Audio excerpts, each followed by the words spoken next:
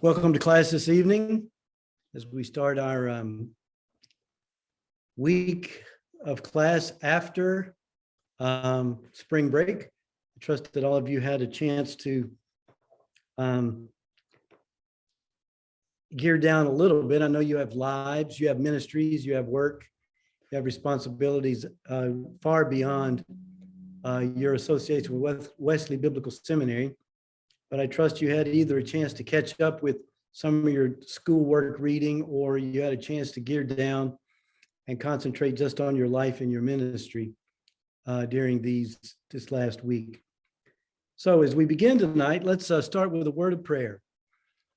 And now, Father, in the name of Jesus Christ, your Son, the Lord of all creation, the Savior of the world, we pray that you would anoint us each one in a special way with the Holy Spirit, that we would have ears to hear, minds to understand, hearts to receive whatever instruction you have to give to us tonight. Shape our minds so that our hearts will become pure, and we'll have one focus, and that will be on you and your truth. We trust you, Lord, with our lives, and we pray your blessing upon us. In Jesus' name, amen.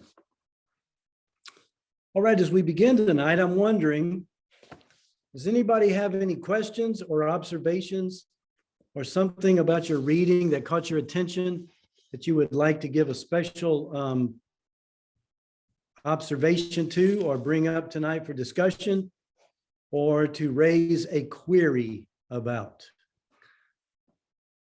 I've been looking forward for several days for the opportunity to use the word query, because I haven't used it in a long time. And so I found the opportunity tonight.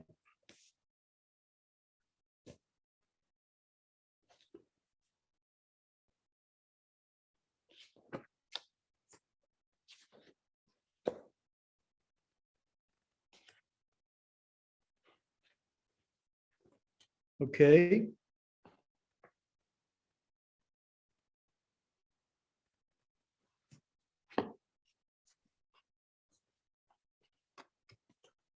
Well, tonight we're going to yes, I'm sorry. Hi. Is it okay? Hey, yeah. Is it okay if I tie something back to the last lecture before spring break? Sure. I was actually just listening to it today to catch up. So I could finally start attending class in person. I wanted to know what you had been talking about.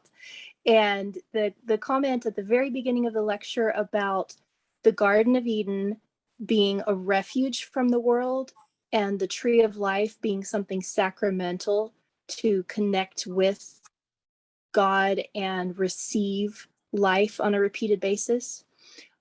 When you said sacramental, that reminded me of the discussions that were going on in the class Theology of the Body in January. I don't know if anyone else here took that class, but Dr. Tennant, talked about the body as an icon, a pointer to the greater realities of God's kingdom and God's nature. And if you get deeper into theology of the body, there is a lot about marriage being a sacrament in the Catholic point of view, but the marital act of intimacy being sacramental. And so I was kind of comparing that with what you said about the garden and eating of the tree. If that was something that was basically an act of intimate fellowship with the Creator and renewing life and renewing the covenant, you could kind of make a comparison with marriage, like the garden, that refuge from the world, and then marital intimacy being the actual sacrament of connection with the spouse. Mm-hmm. So anyway, that just stood out to me, that we could tie that to the themes of this course, in the sense that we've completely lost the idea of the body as a sacrament, and we've just turned it into an anti-sacrament. Well, that's yes. And what if we think about it like this as well? Um, it is an anti-sacrament in the sense that it becomes a means, it becomes an end in itself, rather than a means by which we experience a greater reality. So, in the Apostle Paul's language, he talks about not living according to the flesh. Well, if you look at closely at what Paul is saying about the flesh, he's not talking about the body per se. Soma is the word he could choose if he wanted to identify the body. But the flesh, this sarx, the way Paul uses it is where we begin to live not just as our bodies and as ourselves through our bodies to God, but instead we start to live for our bodily appetites. Whether that would be, bodily appetites aren't just sex. It's not just gluttony. Bodily appetites also have this sense of comparison to others. So envy, jealousy, strife, pride. All of these things are the flesh. So in that sense, the body becomes an anti-sacrament, as you put it, because it becomes an end in itself rather than what a sacrament is meant to be. A sacrament is meant to be a means. It's both a sign and a means by which we move to God. Sacraments aren't just symbols. Sacraments are avenues whereby God gives himself to us. And so I know Tim Tennant pretty well, and I've talked to him in person about some of these ideas before, but I wasn't able to sit in and listen to any of those lectures when he was up there in Washington at our event up there. So thanks for making that connection for us. If you think about what you're reading in Truman's book, you see the same kind of thing. In the chapters, especially when he talks about the politicization of sex, or Sigmund Freud and his whole civilization and sex chapter, but also the triumph of the erotic, and even the triumph of the T, which is the transgender stuff and all of that.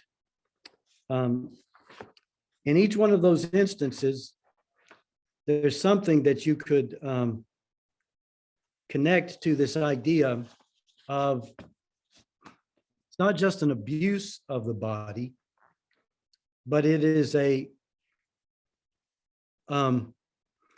disordering of the place of our bodily life.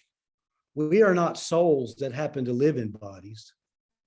We are bodies who are enlivened by the presence of a spiritual essence in us. And therefore, the order of our lives is meant to be a hierarchy, not two different things, but a hierarchy of our existence. We are meant to live for higher things. And so in the triumph of the modern self,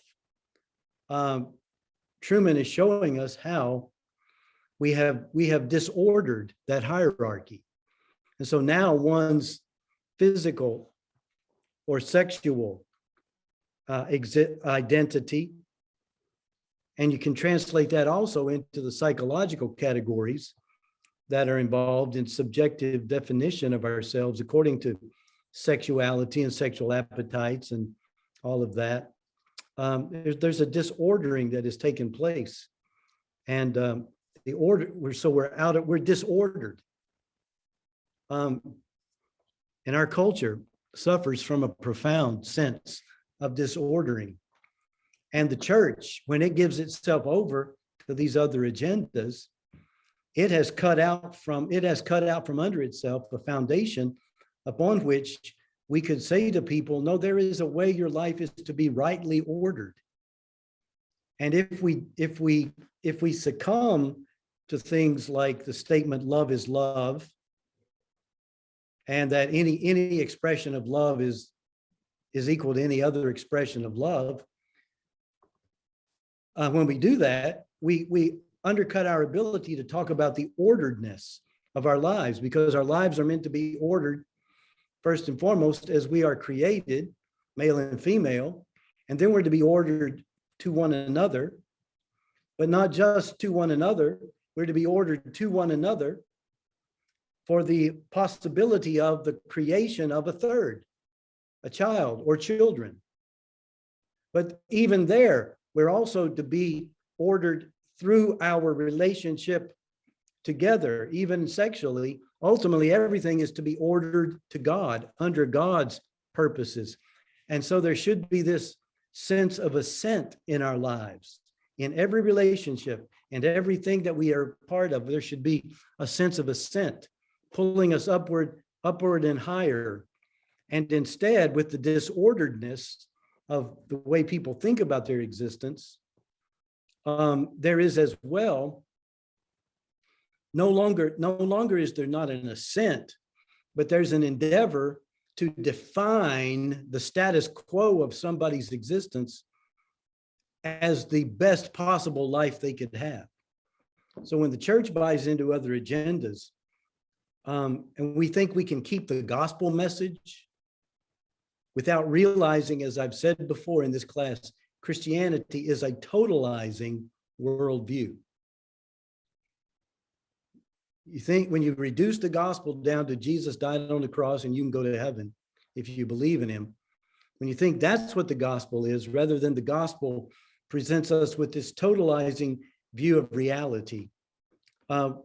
Anytime we do that, we undercut the church's ability to actually be in ministry in a healing way in people's lives.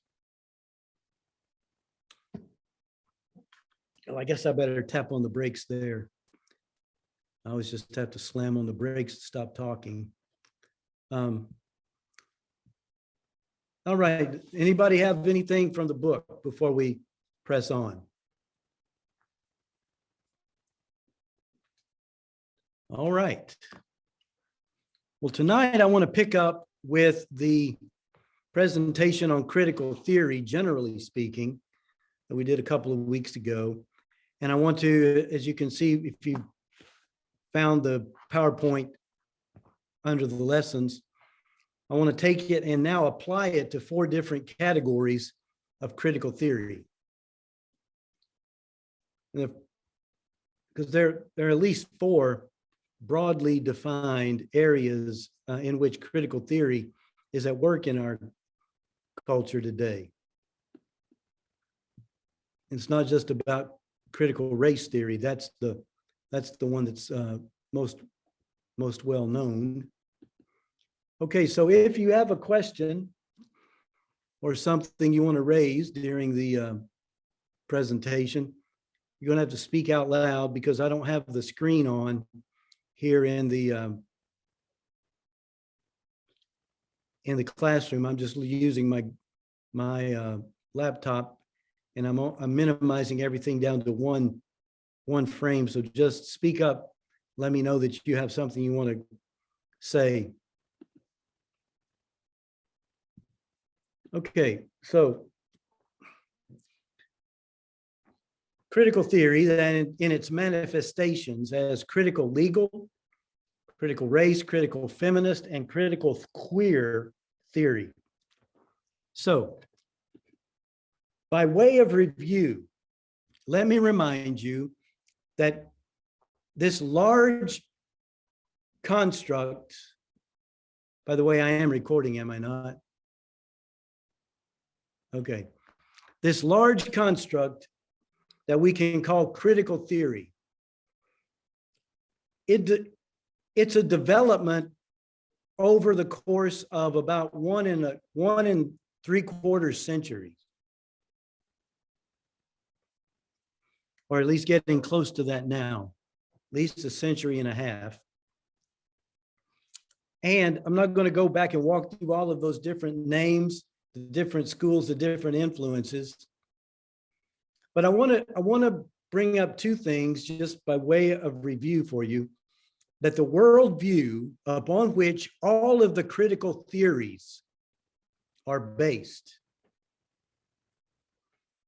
is influenced first and most fundamentally by the philosophy of Karl Marx. And Karl Marx's philosophy was more than just a governmental philosophy or an economic philosophy. It was a philosophy about the essence of human existence. And he says there are two kinds of people in the world that are involved in this struggle. And the struggle is for control.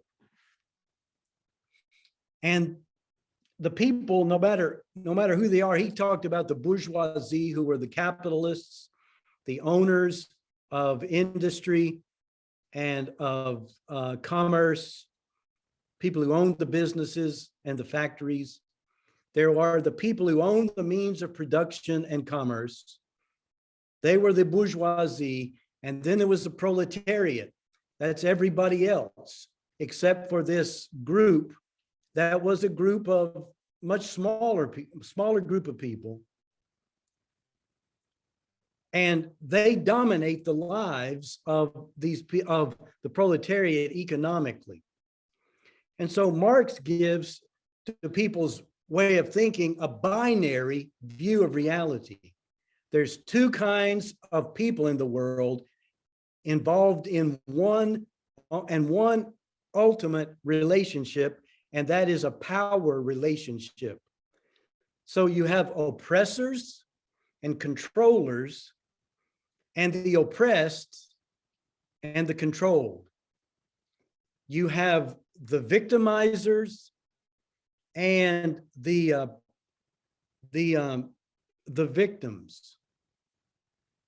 So you have that binary. And the worldview of critical theory, as it passes through its various manifestations and comes out the other side of postmodernism, critical theory ends up saying, first of all, binaries are wrong. All binaries are wrong, except for the one binary that critical theory establishes. And that is those who power and control and privilege and prestige, and those who are victims and oppressed and marginalized. So as soon as you understand that fundamental fact, that critical theory of all stripes starts with this premise: there is a binary power relationship that is at the heart of everything, and power relations define all relations in human affairs. So they get that from Marx. And from Sigmund Freud, critical theory took the concept from Sigmund Freud. Critical theorists developed a way to understand what the human conscience really is. No longer this divine or transcendent gift to us, but the human conscience is something that's just formed in us by society. Okay? Because ultimately, human beings also have this id that are a part of us. And the id is the unconscious appetites that we don't even think about, but that drives us toward pleasure and dominance. But also from Freud, They got this way of making conscience a social construct. Okay, so from Freud, you get the idea that the id is repressed by the superego. The superego is the social construct of the culture that you live in, its values, its expectations, its restraints that it imposes on people. This sense of cultural consciousness. And out of that, your ego is formed and your own conscience is formed. And therefore, the conscience itself, your sense of right and wrong, your sense of the way the world ought to be, your sense that you should somehow repress these desires that arise within you, and that all of your psychological development is a process of the superego causing you to repress your id. So once again, what do you have there? You have a binary relationship, right? Superego of society and the id of your unconscious appetites and drives. And the ego then is that which is produced by this binary struggle, if you will, for power. The id constantly asserting itself, the superego of society, always, and societal expectations, always help causing you to repress your deepest appetites. Freud was a lot more than that, but that's the kind of worldview that the critical theory gets from Freud, and also from Marx, that all of our sense of personal identity, all of our sense of the way life should be lived, all of our sense of the proper orientation of relationships, all of that, and including our own sense of personal identity, is a cultural construct. You get in one way from Marx, you get it in another way from Freud. And so also then, from the guys I called the big three last week, the three postmodern French philosophers, the worldview of critical theory is also this, that we have no access at all to objective truth. All of us are trapped within a cultural perspective, and within that cultural perspective, our own personal perspective on life and reality is shaped. And no one can ever step outside of the narrative that has shaped the way that they look at reality. So there's no access to objective truth. Nobody can step outside of the competition, the tournament of narratives, the tournament of explanations, the tournament of value systems, and say, wait a second, from this point of view, I can see this one's right and that one's wrong. Anytime you critique another view of reality, you are only critiquing it from another perspective. So for the Christian, when the Christian says, well, no, homosexuality and sexual promiscuity, and even you can name any number of other things, those things are wrong. Life should be lived this way. The postmodern critical theorist says, well, from your perspective, you say that, but you're trying to use your language to claim that you have access to objective truth when you don't. You are just speaking as one more perspective out of all of the perspectives. So that's the first thing. There is no access to objective truth. Science can't give it to you. Philosophy can't give it to you. Religion can't give it to you. But guess what can give it to you? Postmodern theory. Because the claim that there's no access to objective truth is itself presented as an objectively true truth claim. Okay, second thing we get is that society, out of Marx and Freud, society is dominated by systems of power which vary from culture to culture, and therefore all of the systems of power that have no basis in objective truth, every cultural system is simply relative to other cultural systems.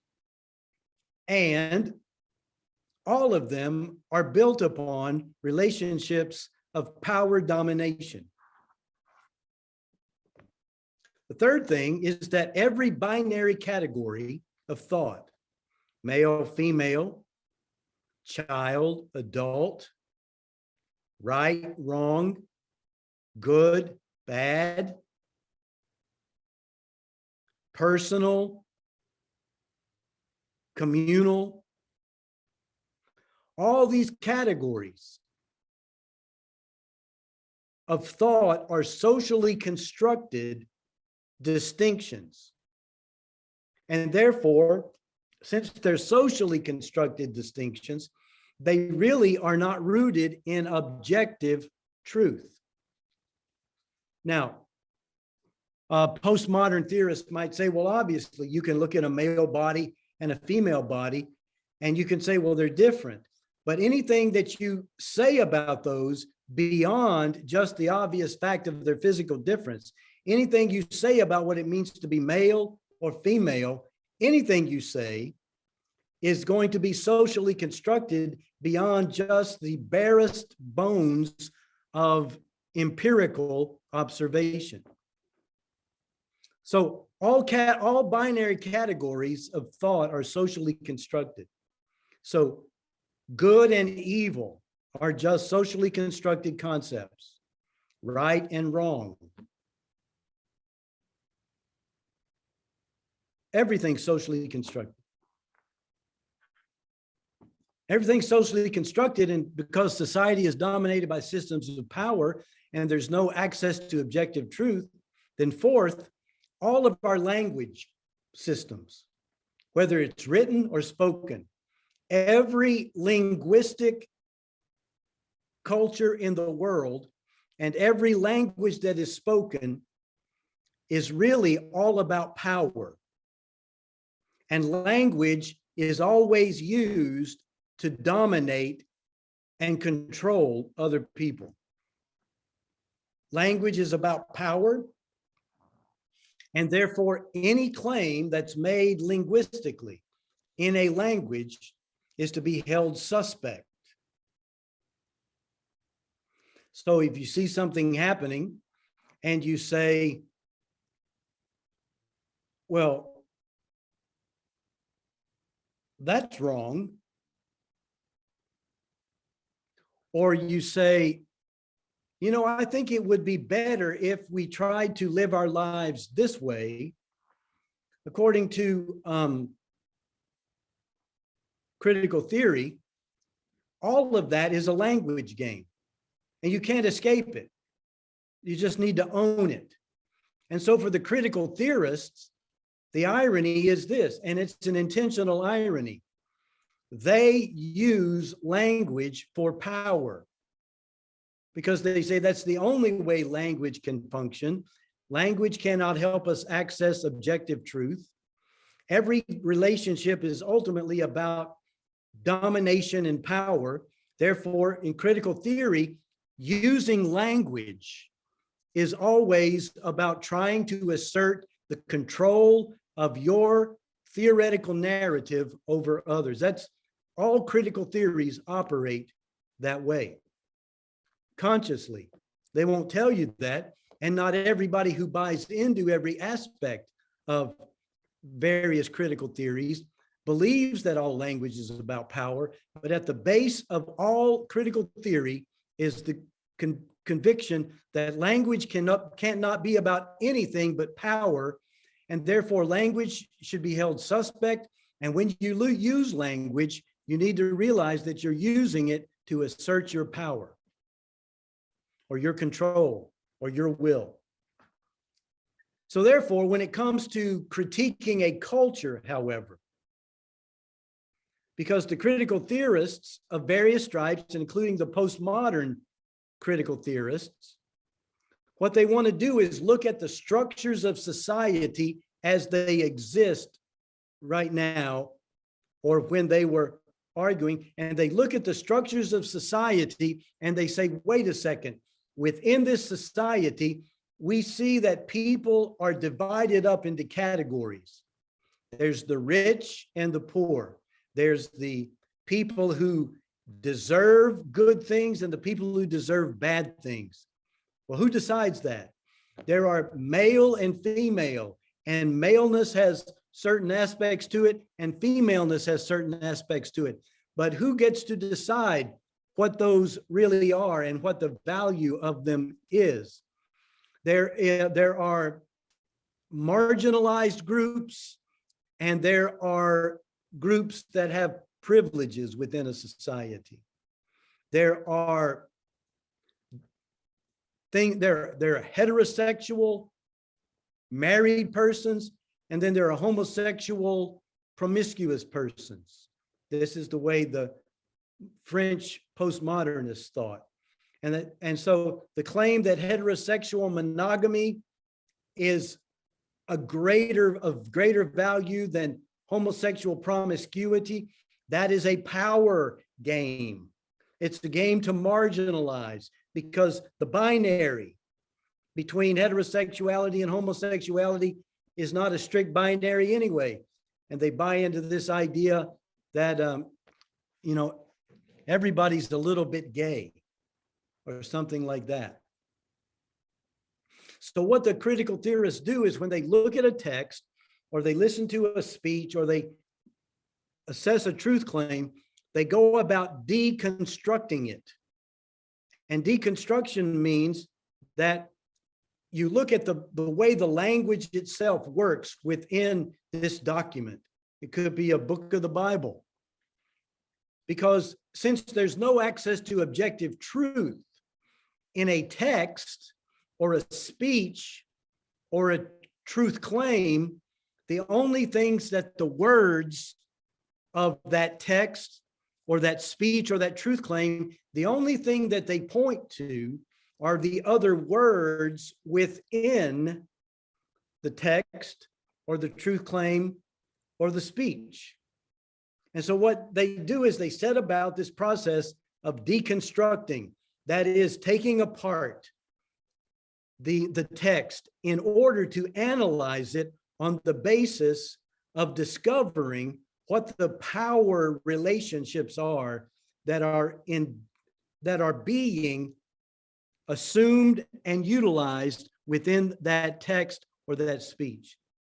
And in deconstructing a text or a speech or a truth claim, the intent of the speaker, the intent of the writer, what the writer meant to say is not 1 ounce more authoritative than the interpretation that the hearer gives to it. Why? Because there's no such thing as objective truth. Therefore, there's no such thing as the authority of the author. Because the author cannot claim to be a possessor of objective truth, but also the author should be held suspect. Therefore, the intent of the speaker or the writer has no more authoritative place in interpretation than the way that a hearer decides to interpret what is being said. And I realize all of this is very abstract, and you can't imagine how anybody would be interested in living their lives this way, but I just want to rehearse all this again.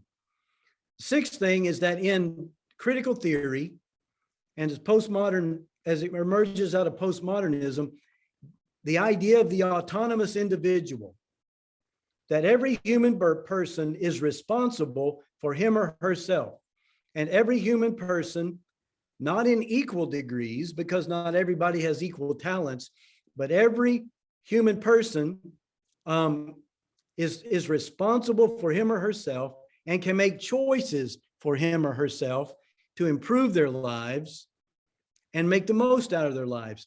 The idea of the autonomous individual is a myth, because what we are is nothing more than the byproduct of the social structures that have created us.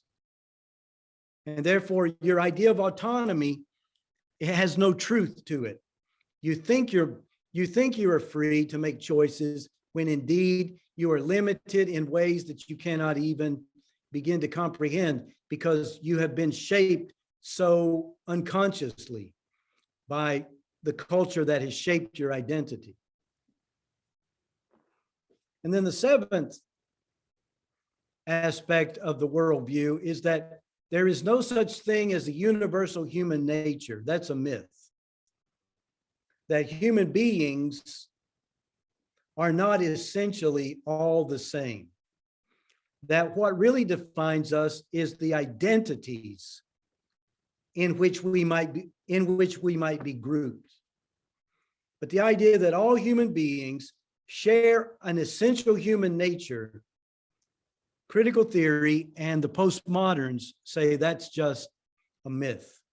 It's a myth given to try to create a sense of identity together, ultimately for the sake of saying, well, since we all have this universal identity, religion says before God, we all should live this way because we all share the same universal identity. Or because we all have this same universal human nature, if science defines us in this way, then we should understand, all of us should understand ourselves in this way. No, because science and religion are nothing but systems of thought that are about power and control. So the idea of a universal human nature is a myth.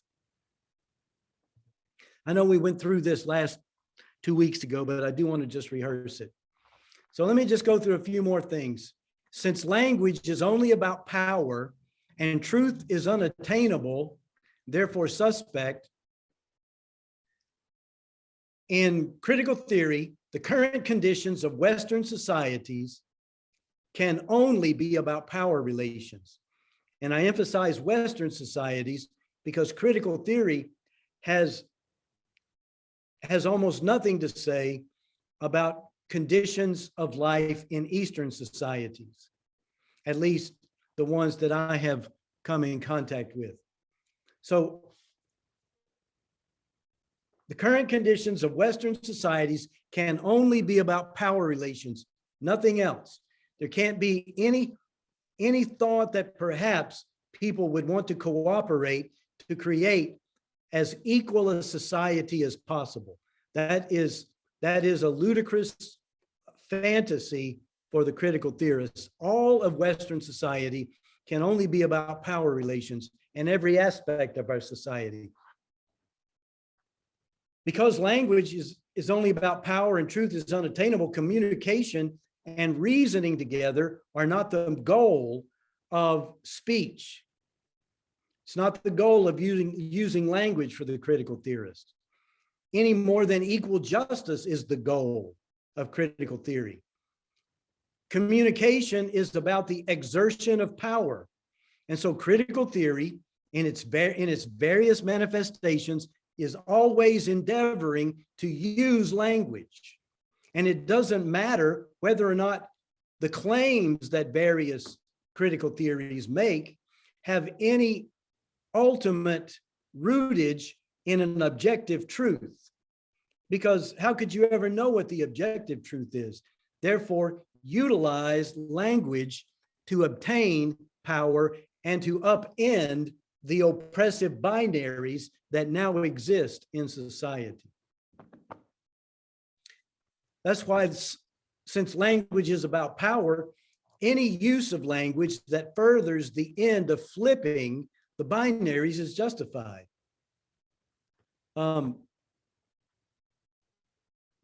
So if you ever listen to some of the news on TV, various stations, whether you're talking about Fox or Fox or CNN or MSNBC, or ABC or NBC or CBS, it doesn't matter. Over and over again, you hear people say all the time, the narrative is out there. The narrative is out there, right? You hear that a lot, right? What's the narrative that they're pushing? Why do they do that? It's a critical theory, postmodern understanding of the way language works, that what you are trying to do is create in people's minds a sense of reality by the narrative and the story that you're endeavoring to tell, and the way that you are trying to spin the details or flip the details or change the details in order to further the end of establishing your desired result. And so in critical theory, any use of language that furthers the end of flipping the now established binaries is always justified. Even lying is justified. So redefining terms, redefining what terms mean, redefining how we speak about things is a critical component of critical theories. So giving new meaning to old terms, that's a critical component of critical theory, just as ignoring actual history is a critical component of critical theory. As critical theory has worked its way into our educational system in the United States, more and more, the educational system ceased to teach students certain aspects of history. As a matter of fact, many students in the public school system, especially today, actually have very little knowledge of the history of the world, the history of Western civilization, the history of the United States. And that's because in critical theory, you don't want people to think about what history was. You want people to think about how you are telling them history was, so that you can then begin to redefine terms. Let me give you an example of redefining terms in critical theory. The term democracy. Democracy really means in a society, everybody voting and the majority, their decision carrying the day, right? Well, in critical theory, that's not what they mean by democracy. In critical theory, what they mean by democracy is giving expression and weighting in favor of the previously and currently, as they define it, oppressed groups of people a greater say in the way the society should be. That's democracy. Changing the meaning of terms. Also in critical theory, because they think everything's about power and people are really unchangeable in some sense, because you cannot really reason together, because all of our relationships are just about power, there can be no concept of reconciliation between groups of people in critical theory, nor can there be redemption for the quote oppressors.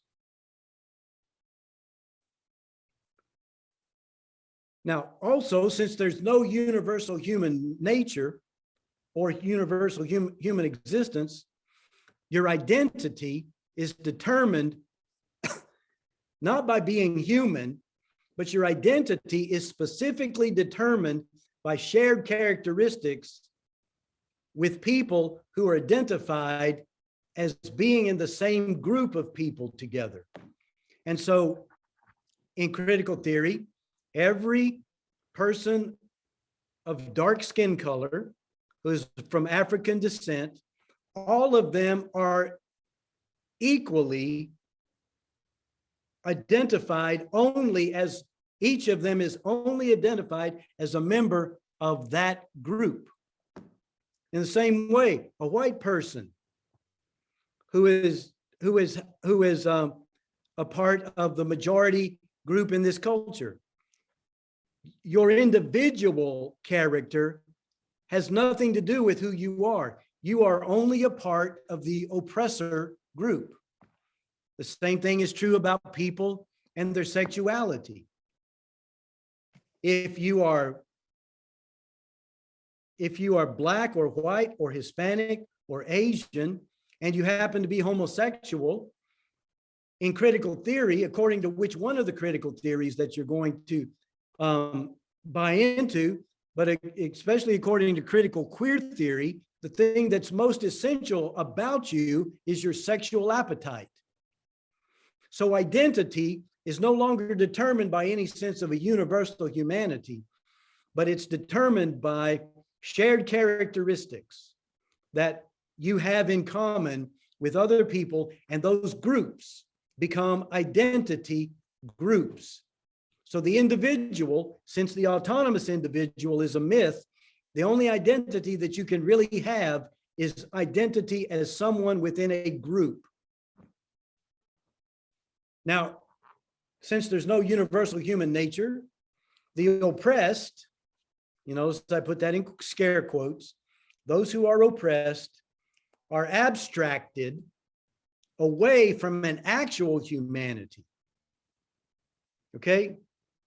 Their actual humanity, they are abstracted away from that, and they are reduced down to the only identity that they can have is their status as oppressed, whether they're oppressed on the basis of their sexual identity or their race or their sexual appetite or whatever.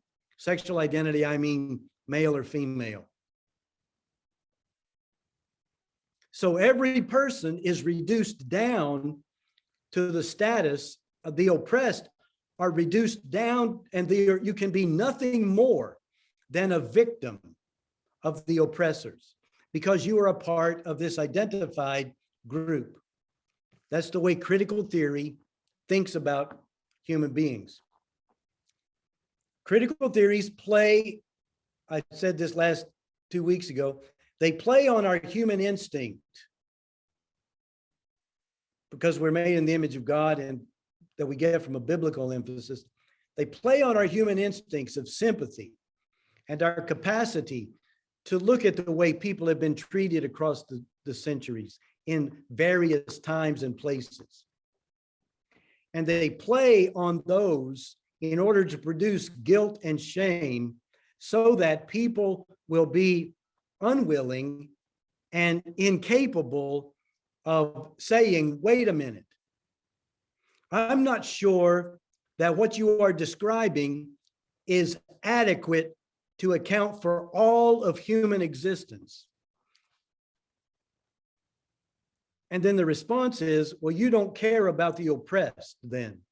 You're just trying to avoid the implications of what I'm trying to talk about. And so these theories play on that human instinct that we have to have sympathy for people, and they endeavor to produce a silencing sense of guilt and shame. Finally, down at the bottom, I've already said this, so I'll just read it.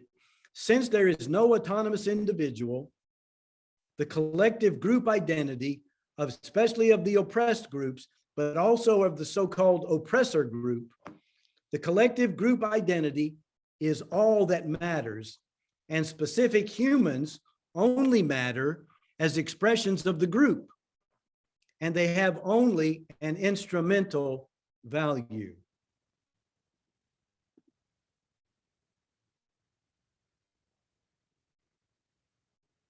Okay.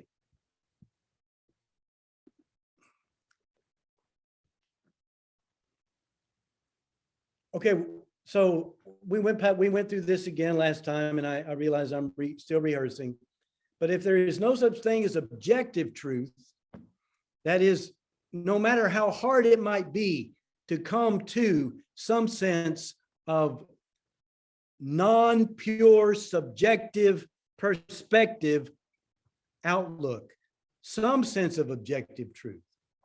Since you can't have that, it's mutually, since you can't have something like that that's mutually accessible to people, because everybody just sees the world out of their own identity groups. So how do we decide on what to pursue? So what's the definition of justice according to all the critical theories? Well, the definition of justice is not, once again, this is how they redefine terms, because people, especially in the church, when they hear the word justice, they think, oh, well, that's a biblical concept. Let justice roll down like living waters, and righteousness like an ever-flowing stream. What does the Lord require of you?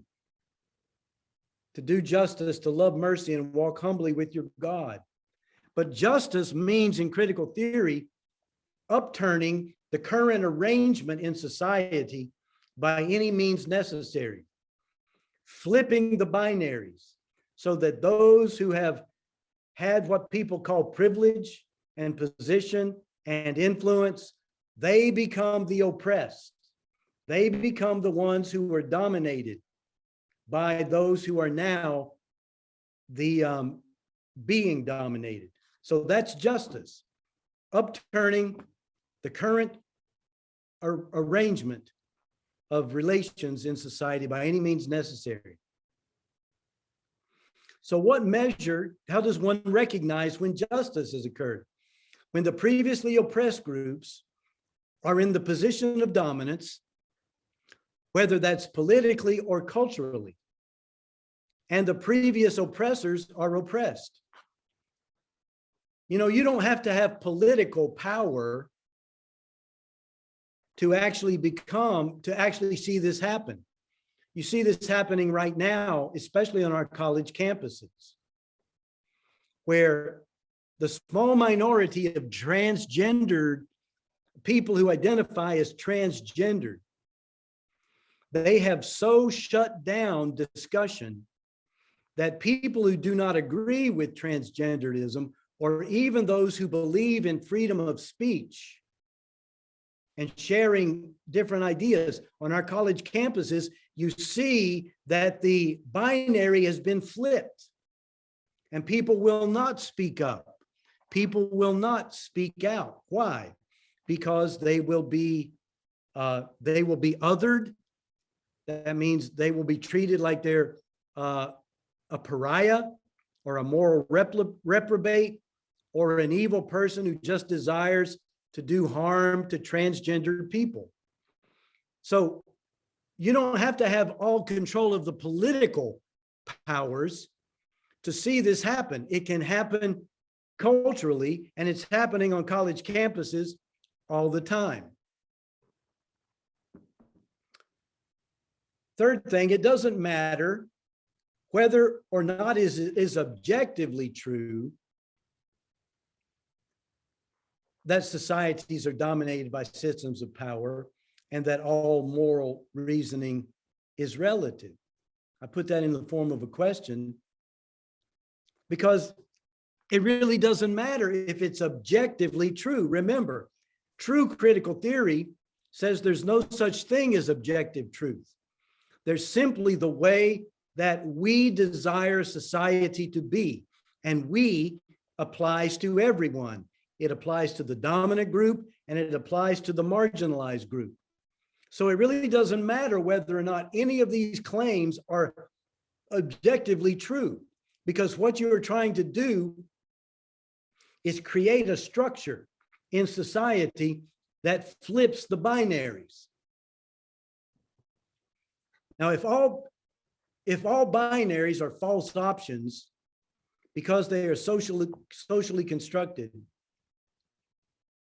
the irony of it all is that the assertion of oppressors and oppressed is a binary.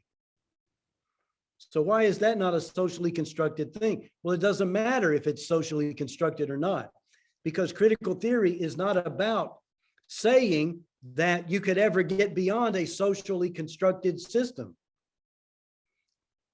To identify oppressors and oppressed is a way of identifying who your allies are and who your enemies are, and helping a group of people identify themselves as being dominated by others. That's the whole purpose of critical theory. So critical theories and social justice movements are simply about flipping the binaries, putting the purported historically oppressed groups into a position of being over and dominating the purported historical oppressor.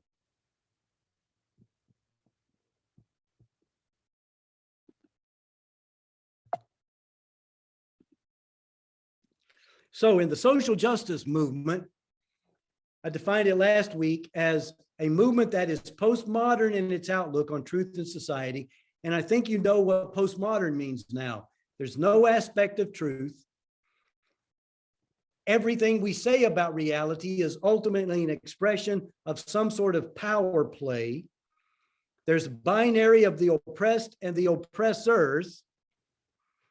And therefore, what you want to do in life is deconstruct all language in order to upend society and redefine societal relationships.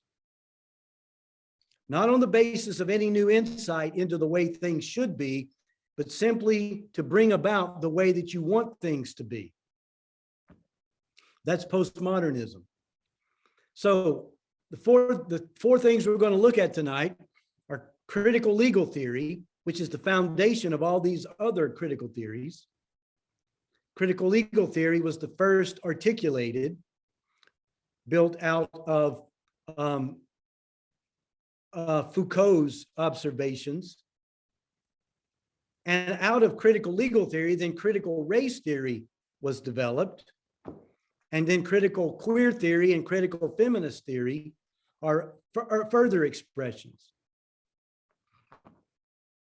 But I said this 2 weeks ago, and here's just some food for thought. I have two things that I want to suggest to you as food for thought. These postmodern philosophers who had no influence in their society really in France and Europe. They had very minimal influence. They couldn't outdo the church. They couldn't outdo the science. They couldn't outdo the capitalist enterprise. It seems to me that what postmodern intellectuals wanted to do was to create a context in which they could become the dominant class in society, because they had no influence beyond the academy.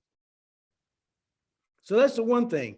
It seems to me that with all of their talk about dominance and everything else, ultimately, it really is the case that the postmodernists simply wanted to assert themselves as the influential group that everyone should listen to and that everyone should order their lives by. But the other thing is this: in the culture today, as more and more people in power, and I don't just mean political power, I mean economic power. And I'm thinking right now about Silicon Valley. I'm thinking about Google. I'm thinking about Facebook. I'm thinking, well, Amazon's not in Silicon Valley, but all of these tech companies that are basically, in one sense or another, internet-based social media and digital enterprises of incredibly wealthy people who control the flow of information, along with the educational class in our major universities, who also do not have political power. And also, in addition to that, the politicians that these very wealthy people can influence by their contributions. Once again, I'm not being a conspiracy theorist here. I'm observing what's going on in our culture. I'm not even saying they've coordinated all of this, but is it possible that the ideas of critical theory, especially with regard to critical race theory, critical feminist theory, even critical legal theory and critical queer theory, but especially when it comes to the issue of race, is it possible that the people who are promoting the idea that the fundamental struggle in life is between white people and black people or people of color, between majority population and minority population, or between men and women, or between heterosexual, non-transgender identifying persons over against homosexual, transgender identifying, and whatever else in the alphabet of their identity that you can include. Instead of, is it possible that these things are being promoted, accentuated, and brought to the fore by these powerful groups of people because they're trying to distract all of us, normal folks, folks who aren't mega wealthy, folks who don't have access to controlling the centers of power and commerce, much less the educational system or the political world that goes on. They're trying to distract us from the most fundamental issue in the world today, that what we have in the world today is a true class struggle.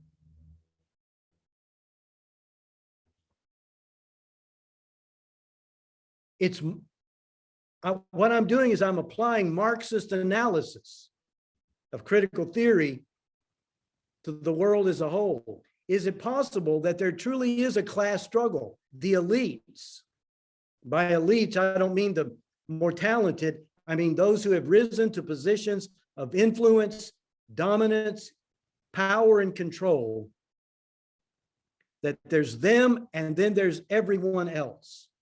And in their eyes, everyone else is someone to be controlled for the greater good that they desire.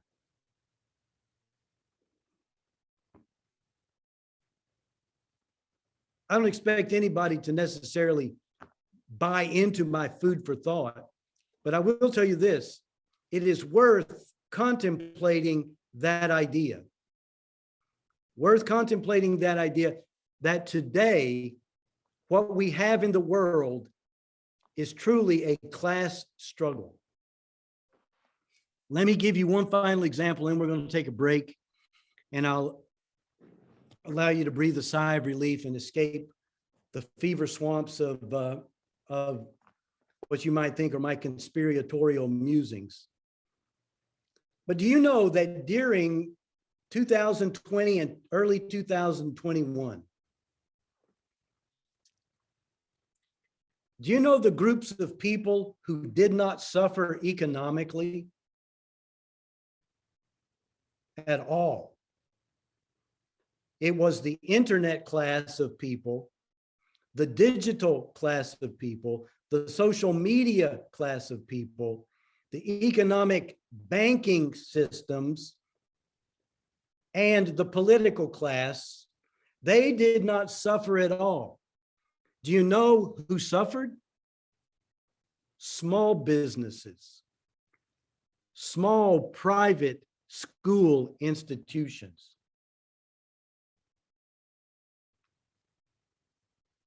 During 2020 and 2021, there was a $3 trillion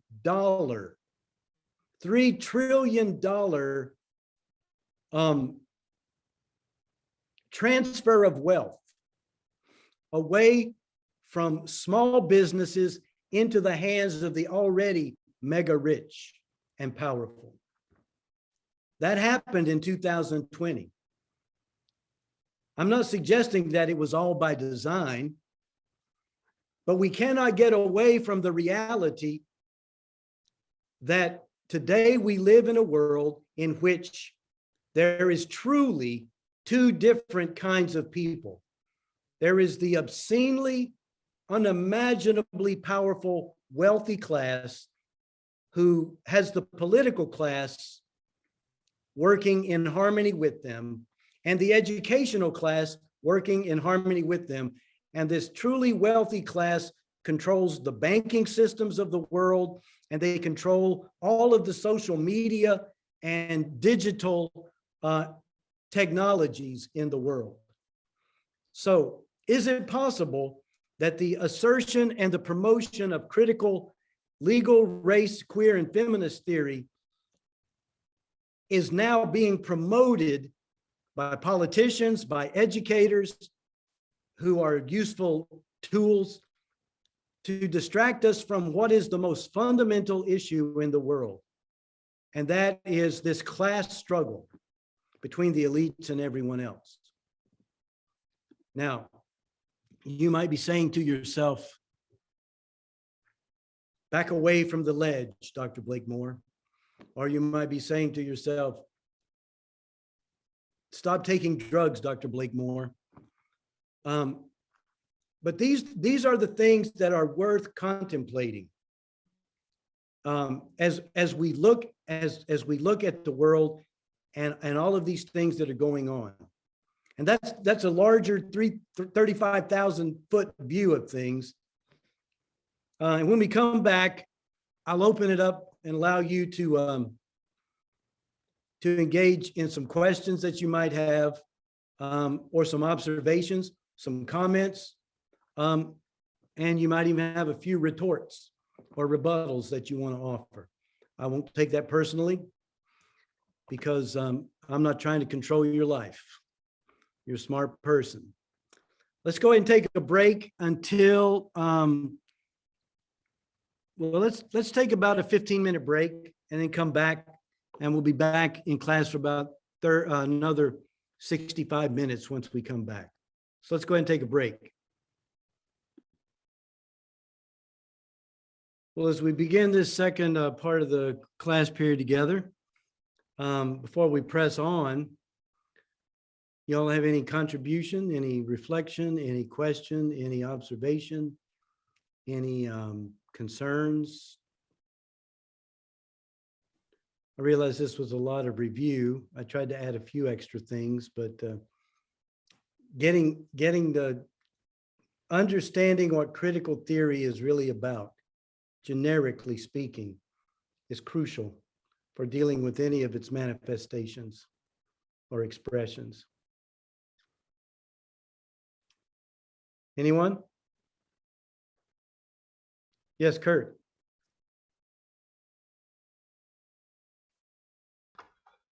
You were talking about all the tech giants and how they're influencing the internet and the whole world and their wealth. And I was thinking about how Zuckerberg is trying to develop the new platform, the meta narrative, basically. And he's going to spend billions of dollars to develop this new platform. And I find it hard enough to deal with reality as it is right now, and trying to escape that reality by this platform just seems totally ridiculous. Well, it's if you think about what meta is going to be, meta is a manifestation of a transhumanist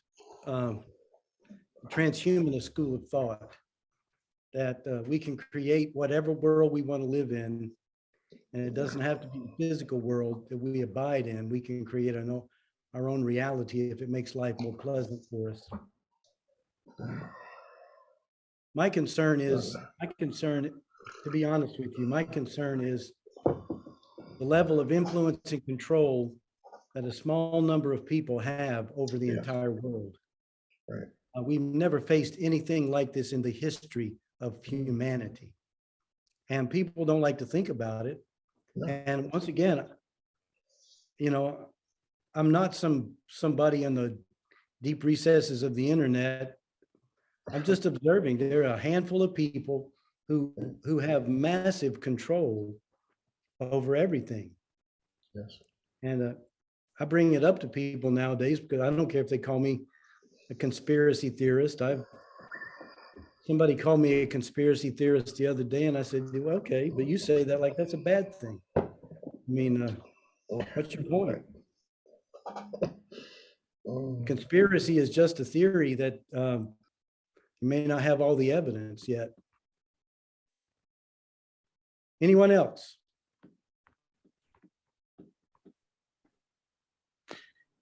Yeah, I have a couple of things that I think would lend some support to the observations that have been made so far. Marx's original theory was economic, not racial. And Yep. so if we take that into account, and if your observations in the first half are a correct description of what's really going on, what the true class warfare is, then the dichotomy, the cultural dichotomy that's been created over race and skin color privilege is actually a smokescreen to divert our attention from the real economic division that exists. And furthermore, they're monetizing it. If you think about where the conversations about oppression and skin color privilege mostly happen, it's on social media. It's not in people's real daily lives. And the thing about social media is all of that data is captured and it's worth billions of dollars. So not only are they artificially dividing us, the common people, the everyone else, and pitting us against each other so we can't see who the real quote unquote oppressors are, they're making bank off of it. Yes. Well, you know,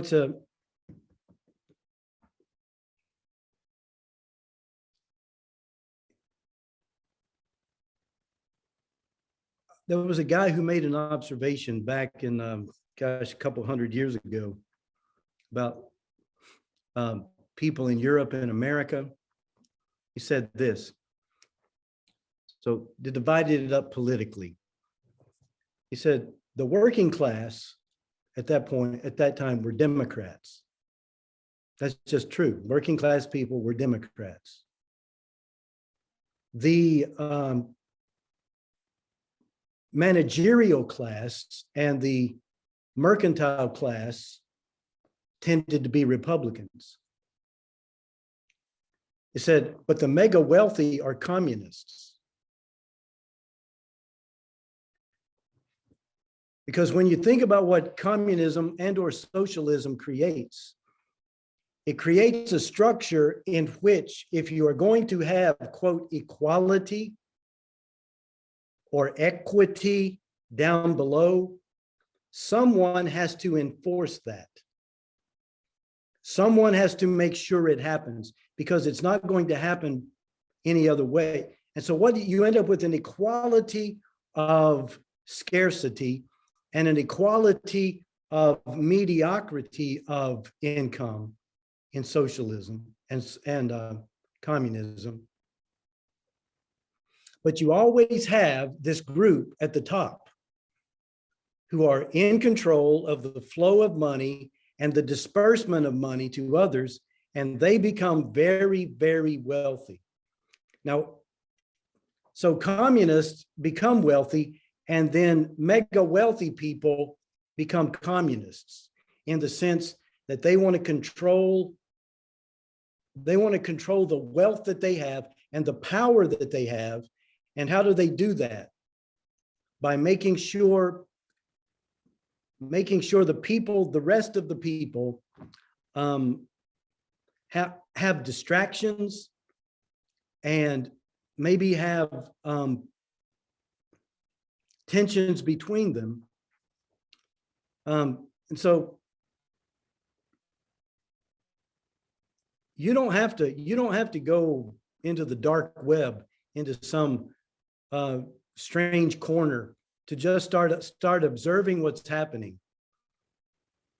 Now, I do want to get on to these other theories so that, because you can't start out by having this conversation with most people in your church or in your circle of friends, because they're going to think that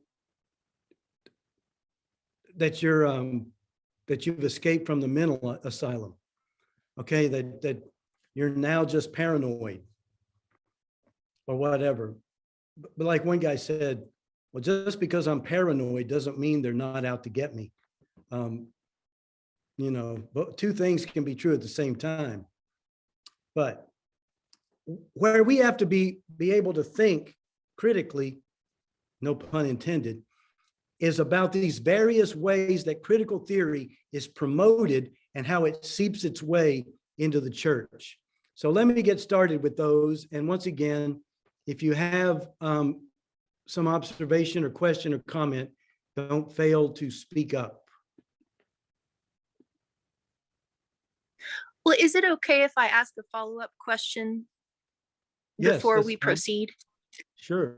As you said, two things can be true at the same time. And I want to challenge the way Marxist thinking has been used to promote social and political concepts and division, but I don't want to minimize or deny people's real experiences.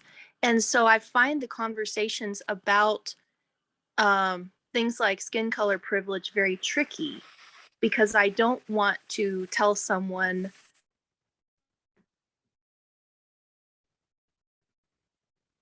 You just froze on the screen.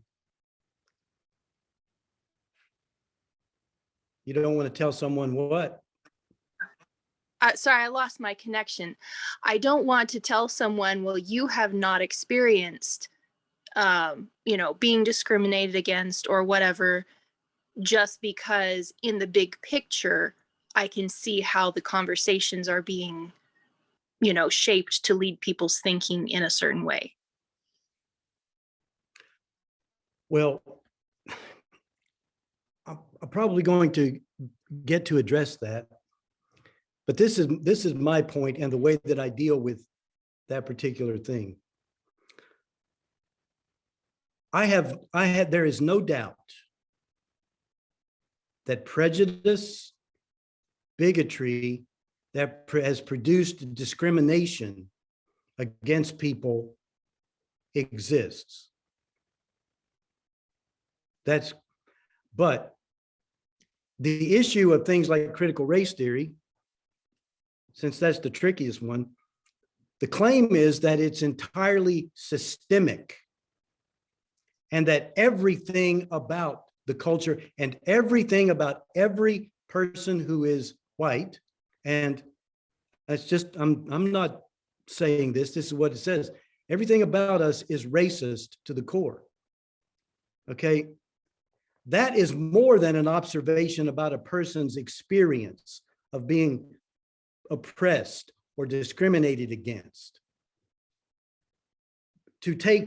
So we have to be able to separate those things and say, I have no doubt that you may have experienced this. However, to move from that to the claim that you experienced that because there is this systemic rather than this manifestation in certain evil people's lives, sinful people's lives, a tendency to do this, to call it systemic is another issue altogether. So, and the other thing is this, is that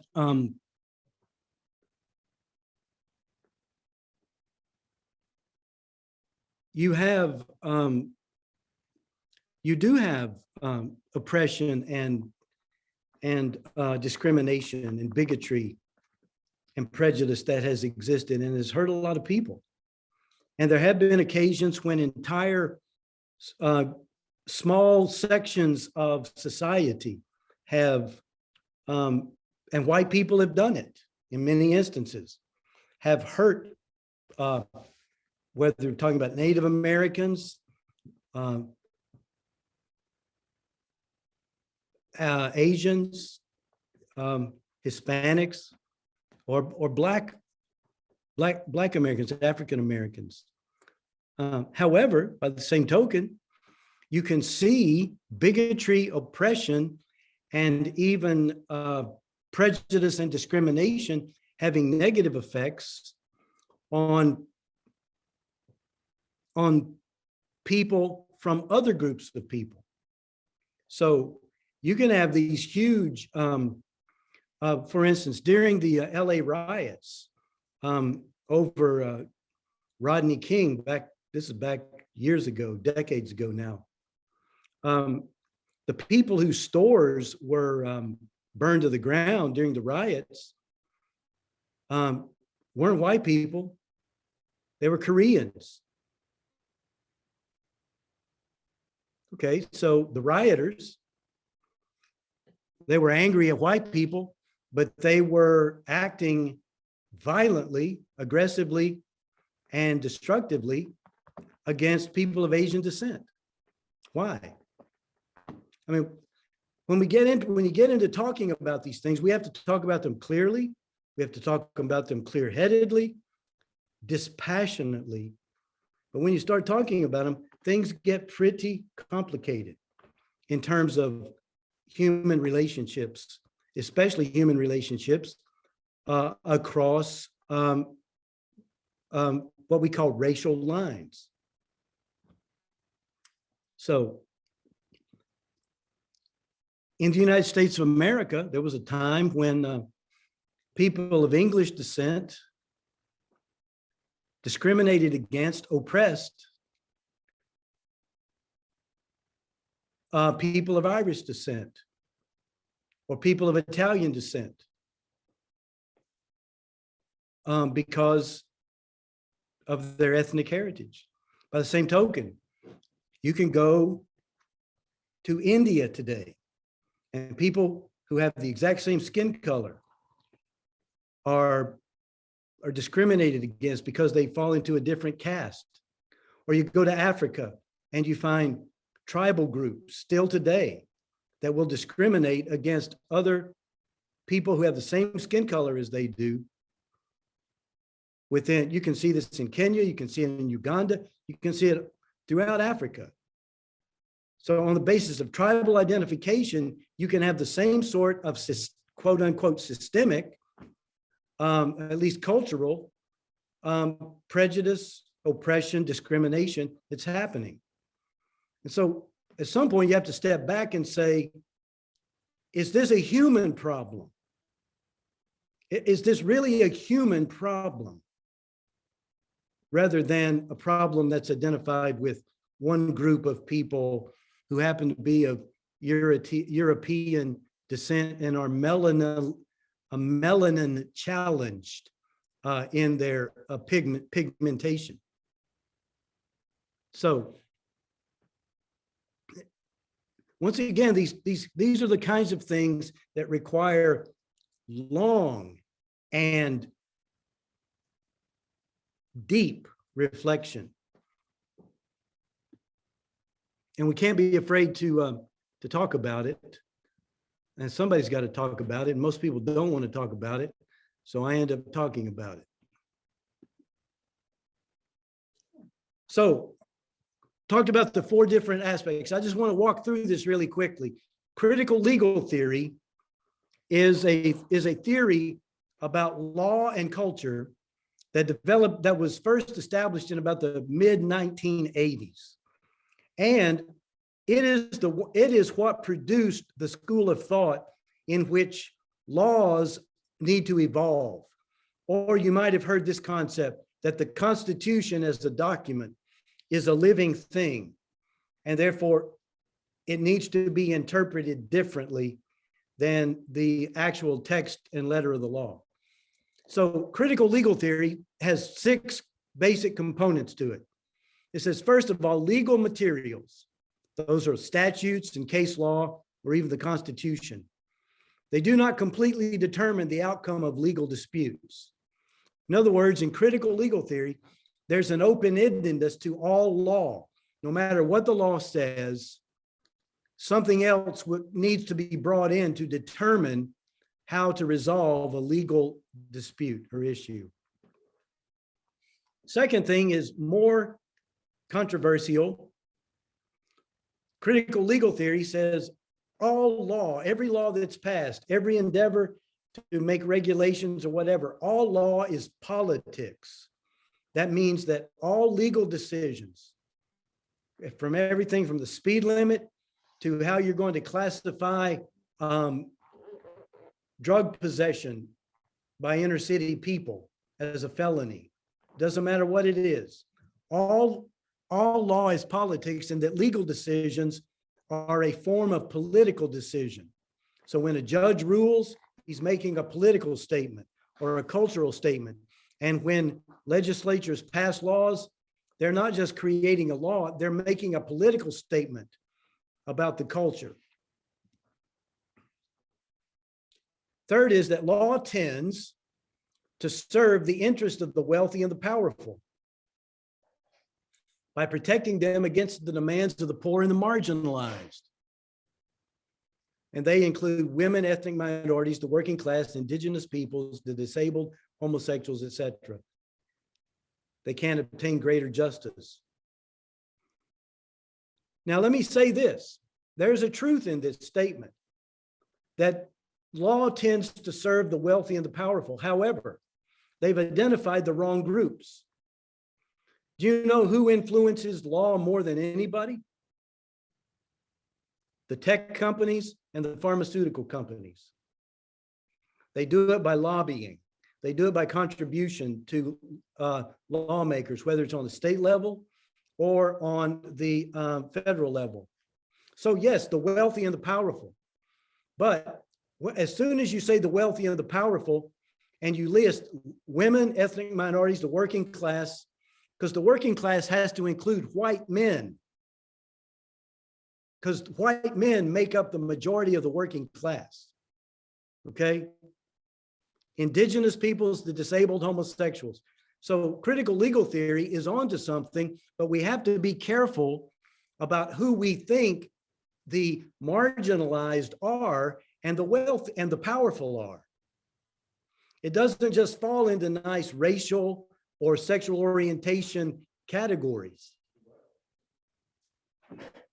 So number 4, the structure of positive legal order is often contradictory and is often based on a series of binary oppositions, such as A, the opposition between individualism and altruism. In other words, do we have a responsibility only for ourselves, or do we also have a responsibility to our fellow citizen? So that's a binary opposition, right? How are you going to figure out how to pass a law? Or B, the formal realizability. That is the preference for strict rules versus equitable flexibility.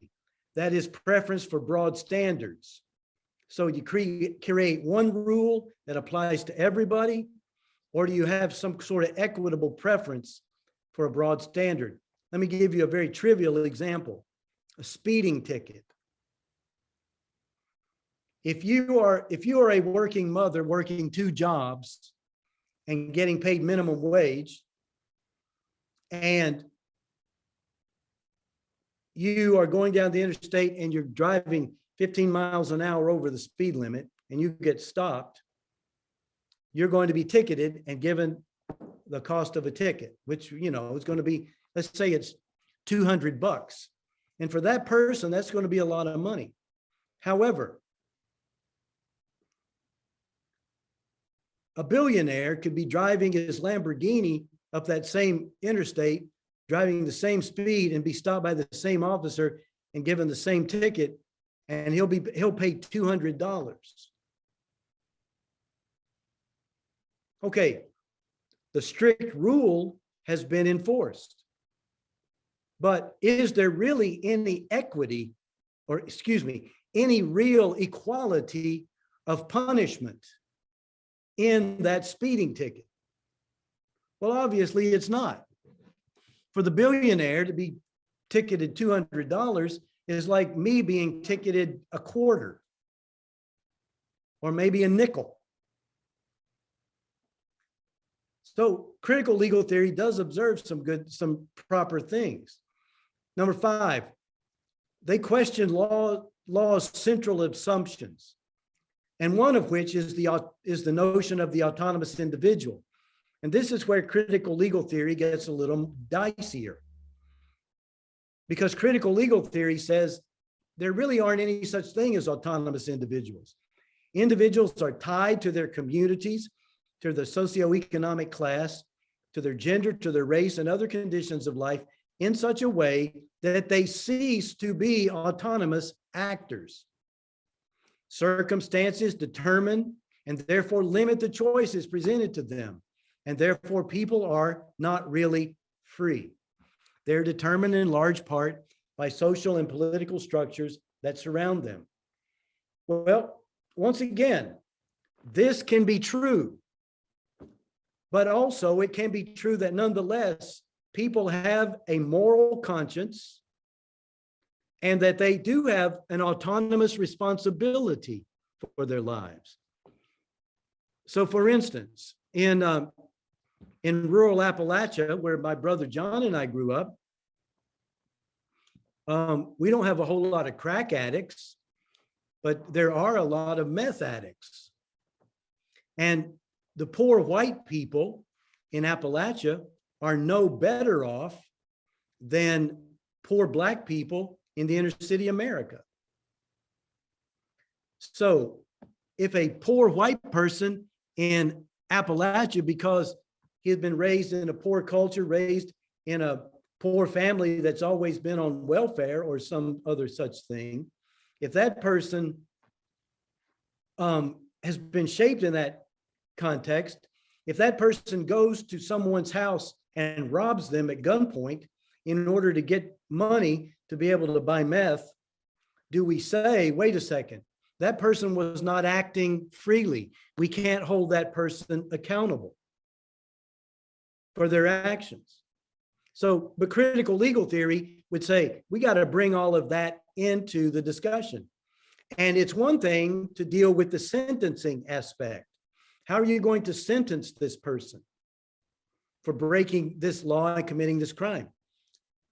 Those sort of determinations, I think, could figure into sentencing, but they don't have to figure into whether or not the law is applied equally.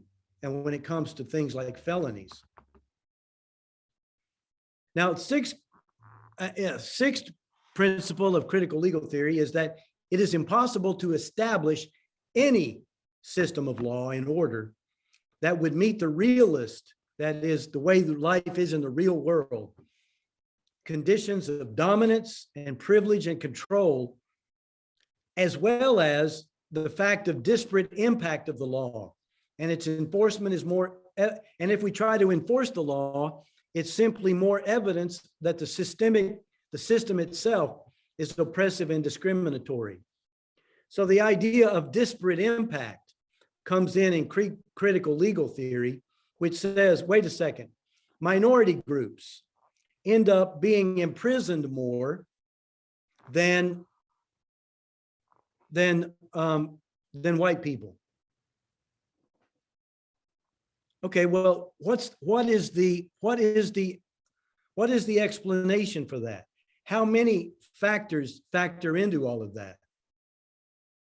Could the system be itself oppressive and somewhat discriminatory? Yes.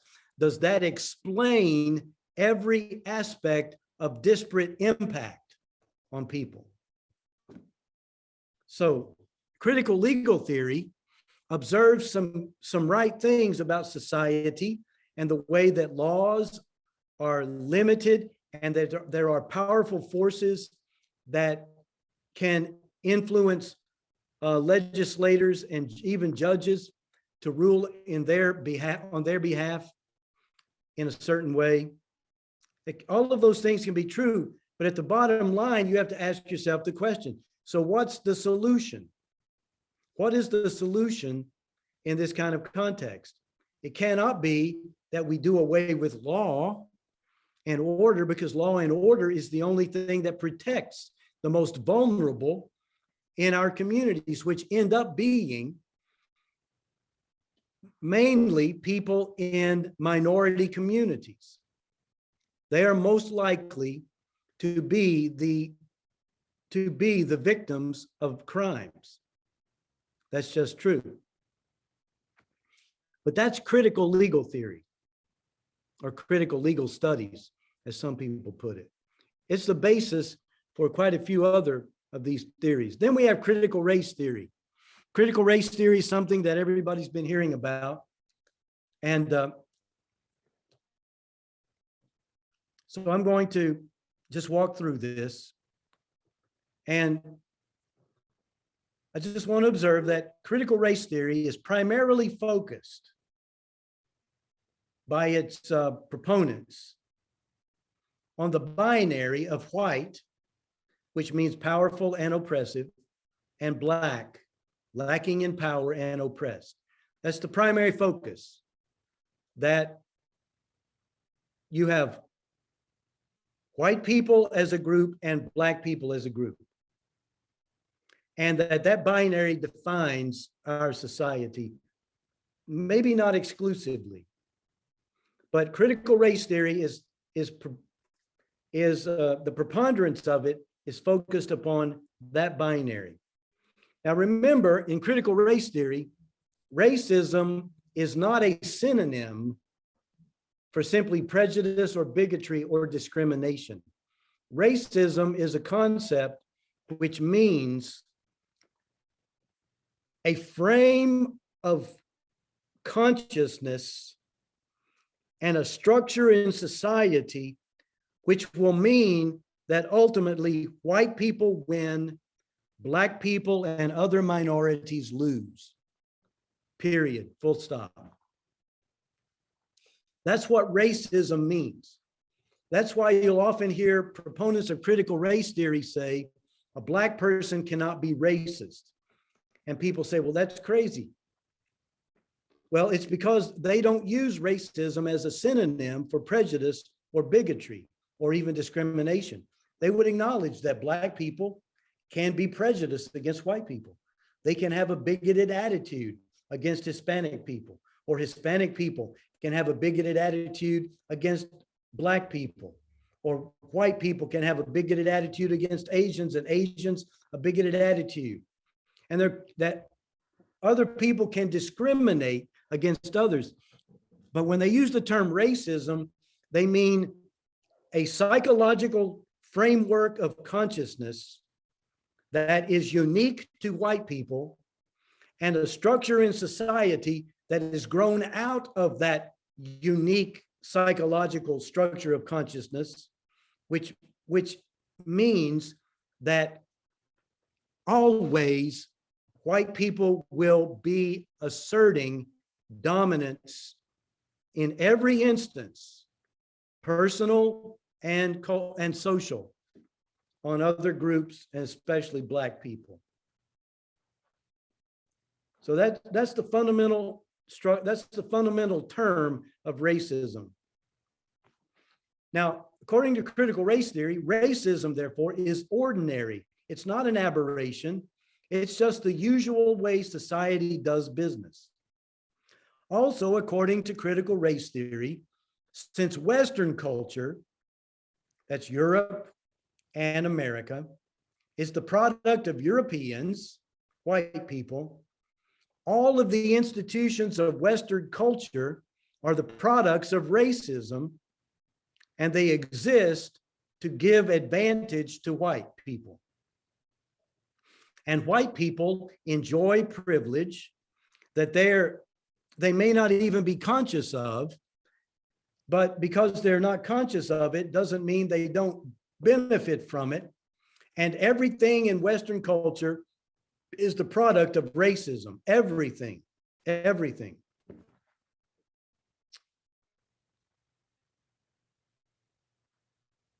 They also assert in this third bullet point that the United States and some of Europe are uniquely built on racism and oppression. That somehow the United States, especially the United States, has been in the course of human history uniquely oppressive and uniquely racist. Because of all this, whites cannot escape being racist because of their socialization and the psychological formation of their consciousness. Blacks and others have, for the most part, according to critical race theory, internalized their oppression. And they may not feel themselves victims. That you could be incredibly successful. Take Ben Carson, for instance, and not recognize how oppressed you really are as a Black person. And in some cases, individuals who insist that they are not simply victims, they are seen by critical race theorists as useful idiots of that's a Marxist term, useful idiots of the oppressors, and those Black individuals or Hispanic individuals, they are themselves racist.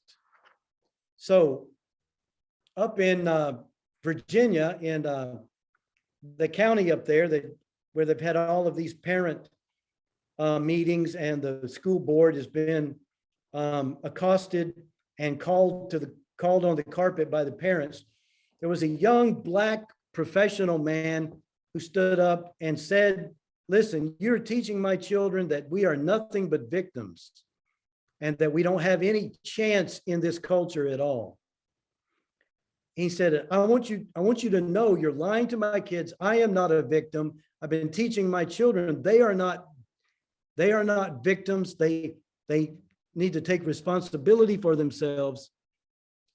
And because he spoke that out on social media, this young Black father was called Uncle Tom. He was called himself racist, et cetera, et cetera. Why? I'm giving that an example because of this part of critical race theory, that minority groups of people, especially Blacks, African Americans, have for the most part internalized their oppression and don't recognize how oppressed they are. By the way, I'm never really sure what terminology to use for all of the groups of people anymore in our culture. So if I'm using one that's offensive to anybody in any way, I apologize. I don't mean to be. I just hear these terms interchangeably used by people. So the sixth principle is this: since culture itself is always going to be systemically racist. Everything's going to be divided up according to racial power, one way or another. There's no way to make culture unracist. Go back to the idea of the binary. Remember the binary? All you can hope to do is flip the binary, right? You can't make culture unracist, and therefore the only way to be against current racism is to be an anti-racist, which doesn't mean to be against racism. It means to be anti the current form of racism. I'm anti that current form of racism. I prefer a different power structure in which those who are currently privileged will become, quote unquote, disprivileged. But that's because the belief that culture is systemically racist and it can't be unracist. And so to be anti-racist doesn't mean you want a colorblind society of equal justice for people. It means you want to flip the binary on its head.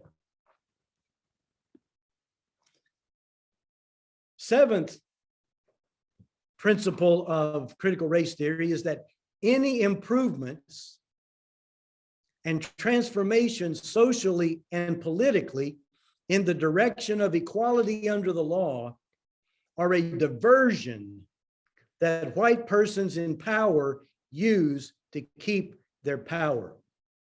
So the quintessential example of this would be things like the Voting Rights Act and the civil rights legislation that was passed in the 1960s and throughout the 70s and 80s. Things that overturned ways that people of color were discriminated against. All of those evidences or all of those events which showed a transformation of society in the direction of a greater equality, that's just a smokescreen. It doesn't change things enough, because the only thing that can make things right is to absolutely flip the binaries, right? Equal equality under the law is not what critical race theory is about or seeking. As a matter of fact, the organization, not the sentiment and not the truth of the statement, but the organization Black Lives Matter, that was, that was an organization, not just a statement of truth. They do matter. The organization Black Lives Matter, several of its principal intellectual commitments were these. First of all, to do away with the nuclear family. The importance of a mother and a father raising their children together, to do away with it. You don't even need it anymore. To do away with private property, and to take property in the form of what so-called reparations from people who never have been active oppressors of people, take their property from them and redistribute it. Okay, so any improvement at all that society could point to is simply a smokescreen, because it's not enough, because what the end goal is to flip the binary. Besides, they believe that equality under the law is in fact impossible. Go back to critical legal theory. So the focus is not on equality of treatment under the law or even equality of opportunity, but under critical race theory, the way that you judge everything is on the basis of equity of outcome. In other words, if you look at society and there is not an absolute equity of outcome that's manifest, then that itself is evidence that the system is structured in such a way to create injustice, inequality, and racism. Now, what does equity of outcome mean? It doesn't mean that everybody has the same chance or everybody has the same opportunity. It means that everybody in their lives gets the same outcome.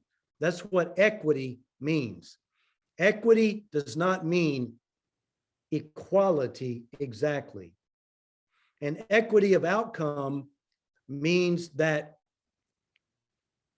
if you have a situation in which one group of people have more money than another group of people, that's not evidence of anything other than systemic racism, because it's not enough to establish equality of opportunity or equality under the law. You have to achieve equity of outcome, which is essentially Marxist communism interpreted on the basis of racial outcomes in terms of position,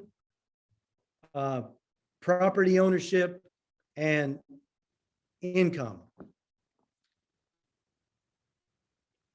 Now, anywhere there is not equity, that's evidence of systemic racism.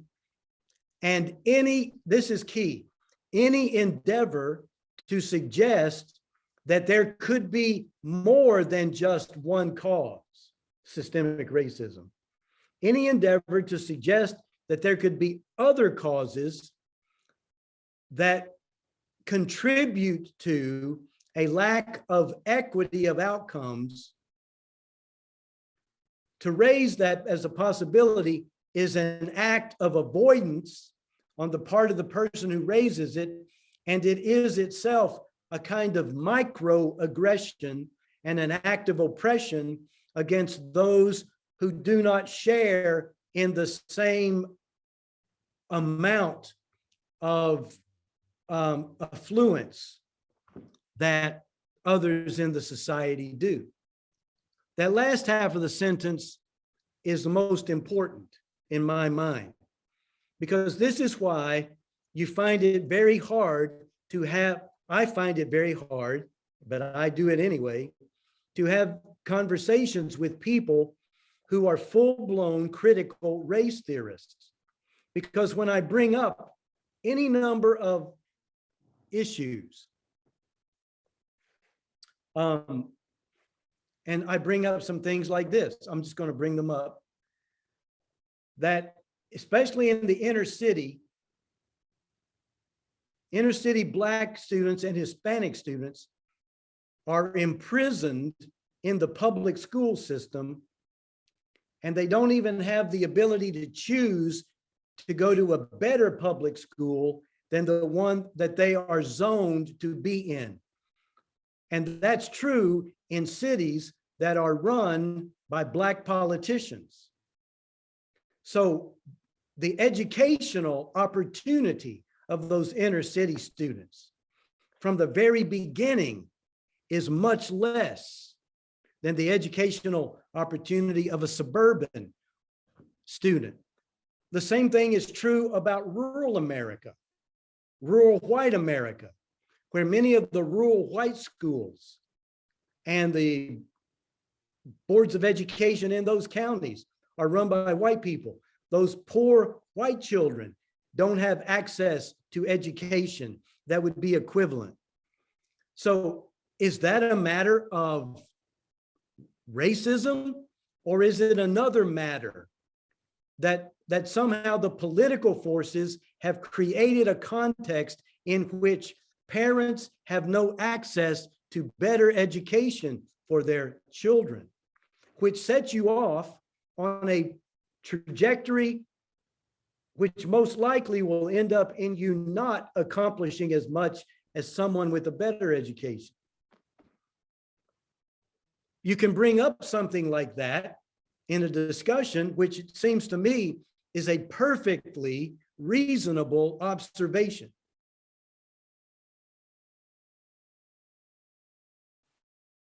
And you'll be told, well, what you're trying to do is avoid the issue. And you're saying that you are blaming the victim. And my response is you are ignorant, and you're either ignorant or deaf. If you think I'm blaming the victim, I'm blaming the political structure that's not racist, because it affects poor whites, it affects poor Blacks in the very same way. And so to do away with the public school system, or to reconfigure it and re-envision it and do away with the power of teachers' unions, maybe that would help address some of this. But that's not about the systemic racism of white people, especially in the major cities of the United States of America: Chicago, Baltimore, Atlanta. You can go around Cleveland, cities that have been run by Black politicians for years. So any suggestion that there could be other causes is called an act of avoidance, because this is the approach of the critical race theorist. The only solution, therefore, for any of this is, as I've already said, is to upend the binary and to give radical and absolute preference to Black persons and other persons of color in every situation, in every setting. That's the only way to do anything, is to upend the binary so that the oppressors, the quote oppressors, become the oppressed. But what if it's the case that the oppressors are really a group of elites up here and not all white people, and that a lot of white people suffer under the influence of this group of elites, most of whom would be white?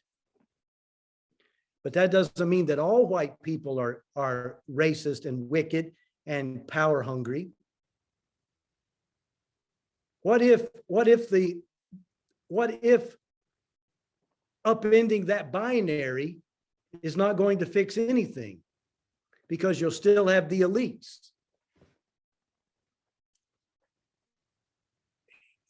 The 11th point of critical race theory is there can be no reconciliation between races.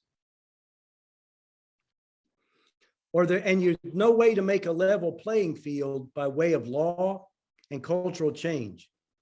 So the only option is to make the field uneven in favor of the previously disadvantaged. The only redemption for white persons, according to critical race theory, is to basically continually go through acts of contrition and confession and forever acknowledge your inherent racism, your inherent privilege, and your inherent undeserved advantage. And even that will not bring about redemption, because there can never be reconciliation on the basis of the way critical race theory operates. Now, critical race theorists, if you ask them about this, they will deny many of these points. But once again, I want to remind you that according to critical theory, the use of language is justified according to whether or not it achieves your ends, your goals, not according to whether or not it's factually true. Now, let me say this as I close this part on critical race theory. None of my cautions about critical race theory is the denial of the fact that bigotry, oppression, discrimination, and suffering by minority groups in this country has occurred. But progressives and critical race theorists, critical legal theorists, other critical theorists, they can never celebrate advances in human consciousness. They can't celebrate the fact that discriminatory voting laws were wiped off the books, and that the condition of minorities today in the United States of America is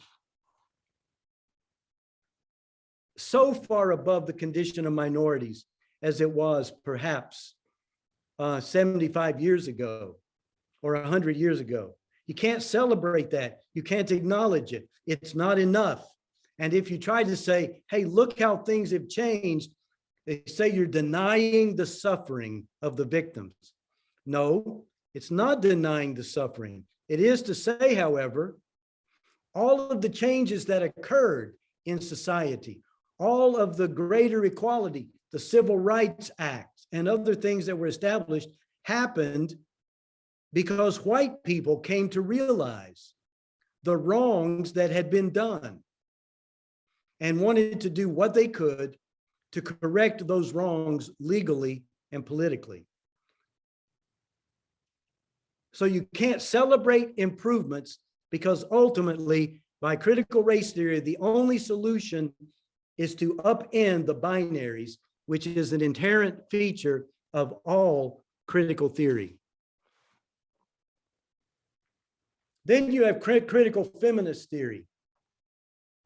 Critical feminist theory is an expression of critical theory, and it's much like critical race theory, except it's focused on gender and sexual identity. So according to critical feminist theory, gender is a social construct. And by gender, they mean the expectations and attitudes about the roles of men and women and ideas of masculinity and femininity. So gender,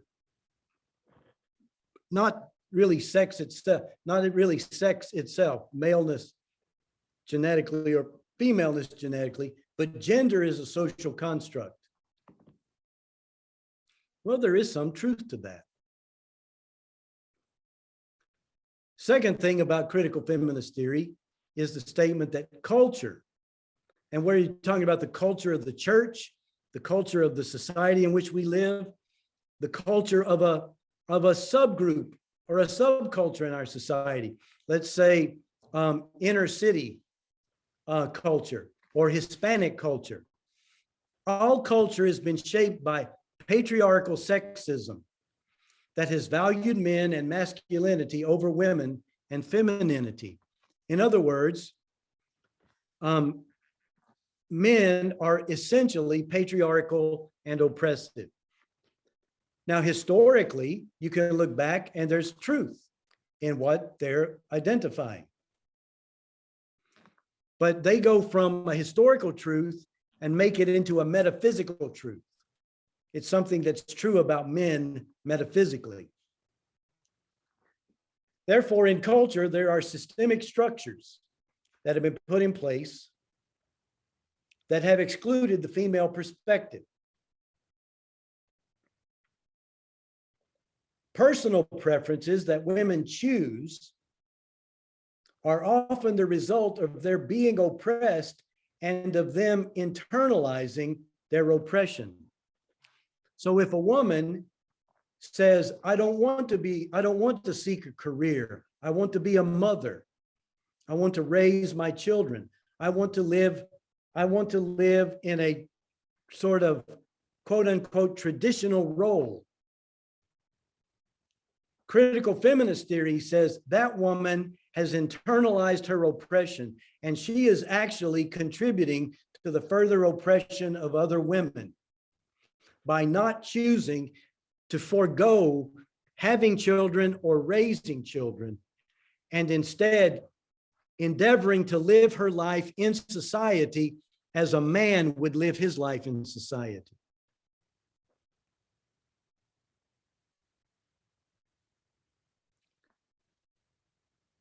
A fifth aspect of their thought is what's called intersectionality.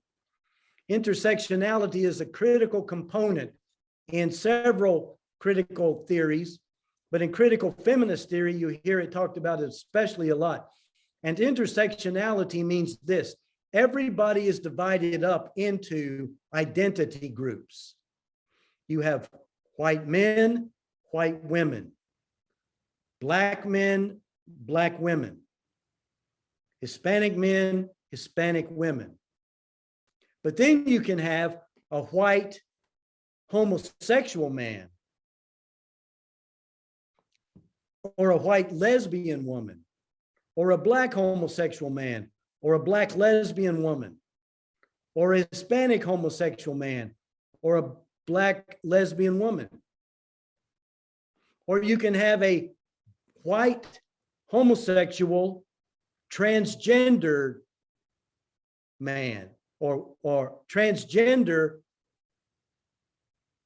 female who was born a man, or you can have a white lesbian transgendered man who was born a female. You can have the same thing in the black dichotomy between men and women. Same thing in the Hispanic, same thing in the Asian. You can be poor, white, homosexual, transgender, poor, black, homosexual, transgender. You have all of these different identities. And so in each one of these identities, you are defined by each of them in a particular way. So let's take, for instance, an African-American woman.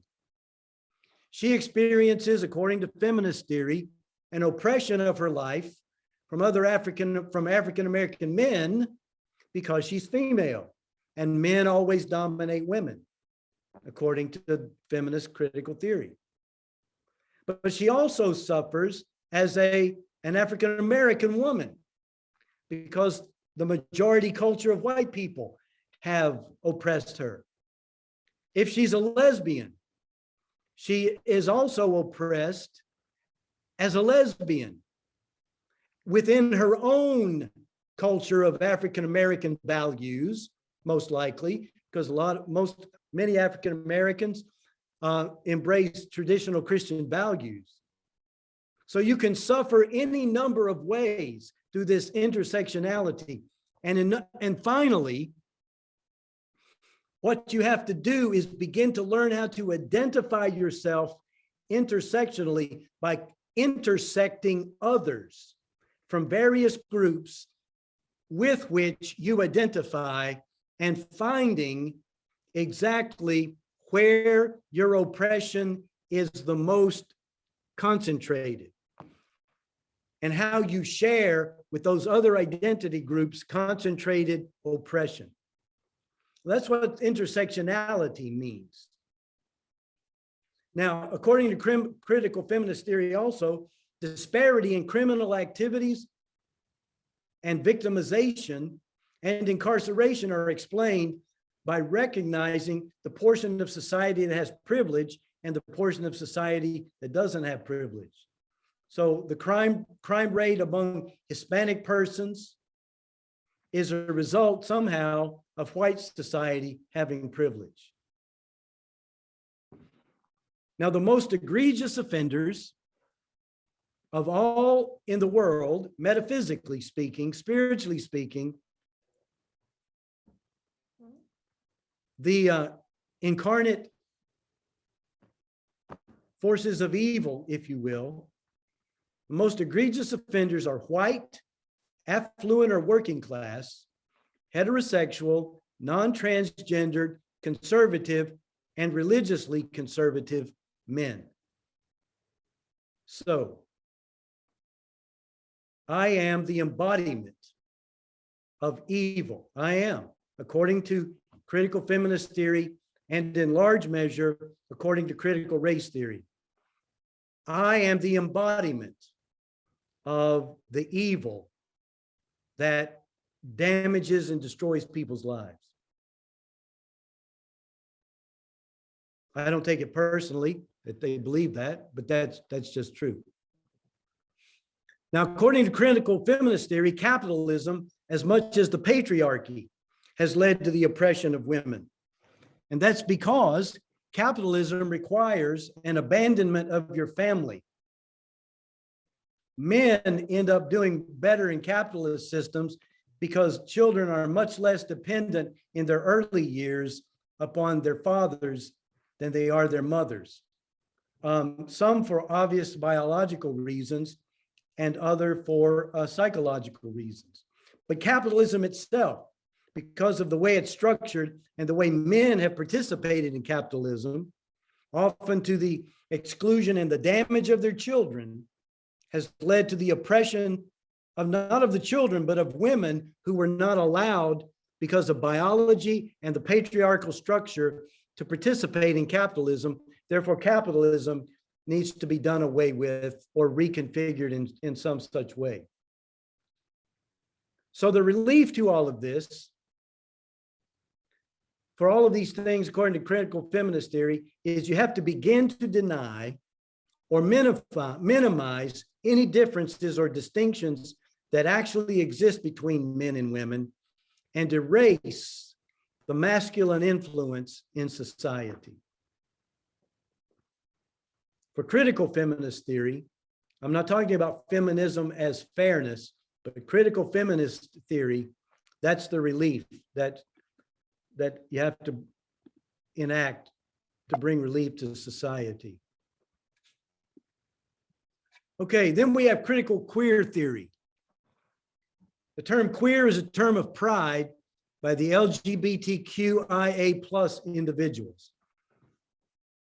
Just so you know, L stands for lesbian, G for gay, B for bisexual, T for transgender, queer, Q for queer, which means in multiple ways. You may not know what you are. You may have appetites for animals. You may not identify as any one thing, any particular time. And you may be someone who just likes to live in utter contradiction to the norms of society. That's Q. I is intersex. Intersex is someone who's not exactly transgender, but at any particular time will want to identify as either male or female without going through transgender transition surgery or therapies. A plus means people who are basically asexual. They have no interest in either sex or sex in general. A also plus stands for allies to the LGBTQI people, people who are aromantic, which means that when they do engage in sexual activities, they have no particular attachment to their partners, or people who are odd gendered, who say, I'm neither male nor female. I'm nothing. I am a cyborg, or I am a wolf, or I am a comic book superhero, but they don't identify according to gender or sexual orientation in any way. But the term queer is a term that they have chosen, because the word queer, when I was a kid growing up, it was a term of derision for homosexual men especially. But what they've done is they've taken that term and they've turned it into a usage which gives them power and control. Yes, I am, and I'm going to put it in your face. Because you have no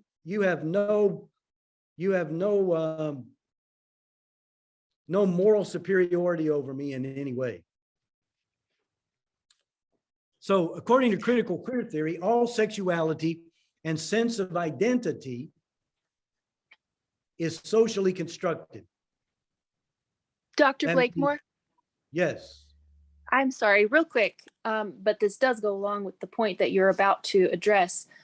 Under the acronym, the I for intersex, a lot of people aren't really even aware that this exists, but intersex actually refers to people who are born with ambiguous genitalia. Yeah. So it's not, it may be used in the way that you're describing with people who kind of flow back and forth. I haven't really heard that, but it is actually a biological thing rather than a sexual orientation or identity. And it's really unfair of the LGBTQ movement to have shoehorned intersex people into a political identity category, because they're really not. So with what you're about to say about everything being socially constructed, well, no, if someone is born with something that's not quite a penis or not quite a vagina, and then their parents have to face the question of, do we do some sort of reconstructive surgery and raise them as a boy or a girl or whatever? They're trying to socially construct an identity for them, but it is a biological accident and an anomaly that made them what they are, which is quite different from the other identities you're about to discuss. Yes, and I was aware of that. I didn't really bring that up because those persons, as tragic as that's very tragic. And I used to work as an orderly when I was in seminary at a children's hospital. And I saw a couple of children born with ambiguous genitalia. It's a very, very heart-wrenching thing. But also this idea, building out of that, is this whole issue of there's a psychological component to it as well. Transgender people are those who want to identify in this way because I'm not what I was not born what I really am. But intersex does have this psychological usage among some LGBTQIA plus people to talk about those who have this sense of fluid identity psychologically. So they may want to identify one way or another at any number of times. And I'm sure that that is grown out of the fact that some people are born tragically with the condition in which they were biologically is not really clear phenotypically. Maybe genotypically you could figure it out, but phenotypically it was not clear as to whether this is a male or a female person. So okay, the thank next you. thing is do what? thank you for explaining that, because I actually have not heard it used in general. I have heard it used to refer to people born with ambiguous genitalia. Well, I think I'm in my interactions with people, I think I'm correct about this. But there's enough letters in there to there's enough letters in there for somebody to get sandwiched in one way or the other. Now, once again, I want you to realize that concept of intersectionality. Okay. I talked about it in feminist theory, but in intersectionality, think about how critical it is in intersectionality. Intersectionality is for queer theory, because lesbianism and male homosexuality are not necessarily equatable or even people who would identify with one another, especially since lesbians tend to have a problem with men, and many homosexual men have a big problem with lesbian women. And that's just a fact. But then what about bisexual people? What does bisexuality have to do with being exclusively lesbian or exclusively gay, homosexual and male? Then what does being transgendered have to do with sexual appetite? Well, it doesn't obviously have anything to do with sexual appetite. It's a matter of one's psychological sense of identification. And then this idea of being queer, just not fitting in, not buying into social conventions in any way, shape, or form. And I guess a queer person could even be someone who's attracted to animals or attracted to inanimate objects. Those people exist. What does that have to do with being transgendered? Or what does that have to do with being attracted to either male or female, much less with exclusively lesbian attraction or exclusively male homosexual attraction? And then you have the intersex, however you define that, and also the asexual, et cetera, et cetera, et cetera. None of these groups of people really have anything to do with each other, except on the basis of critical theory, they are identified as a incredibly small minority of people who have lived in the shadows of society and who society has deemed outside of the norms of society.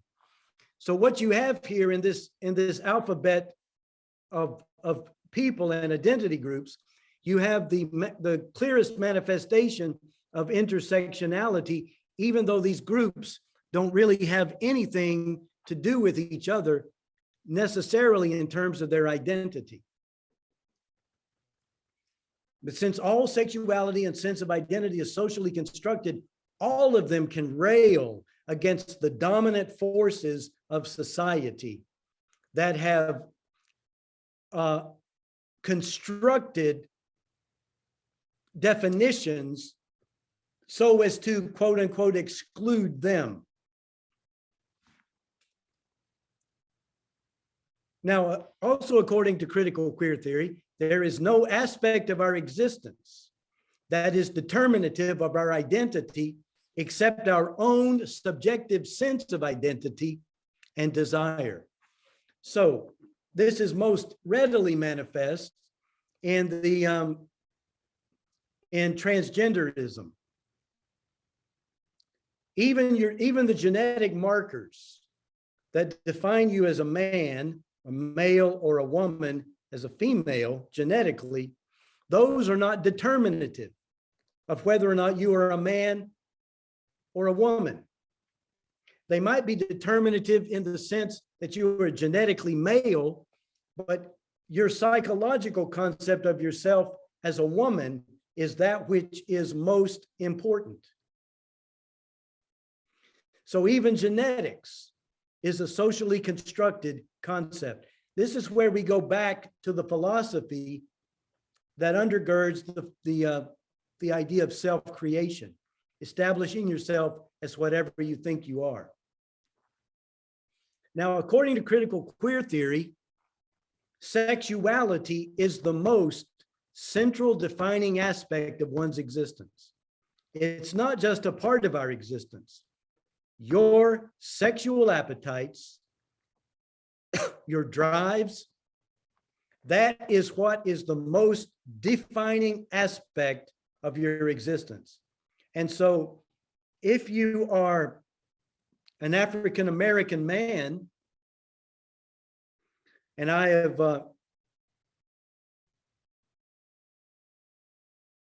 have talked to many African-American men who fall in this category. They will tell me up front, yes, I'm an African-American man, but I am homosexual or I'm gay. So it's the gayness or the homosexuality, which is even more central to the identity than being African-American or Native American or Hispanic or white.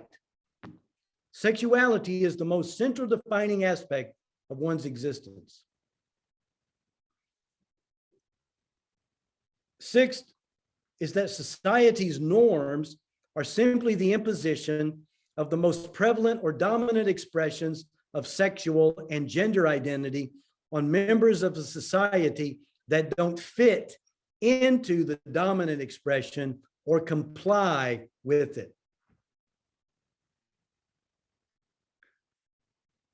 Seventh aspect of critical queer theory is that social expectations of sexual identity are evil and oppressive.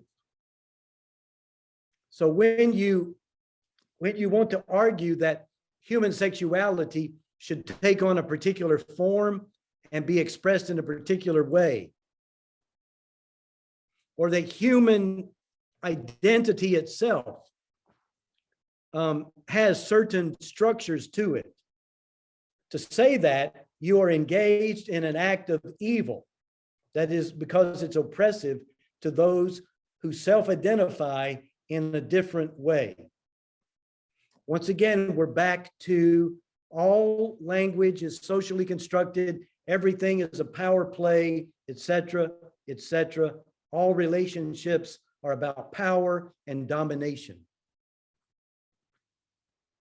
And religious traditions are especially cruel, according to critical queer theory.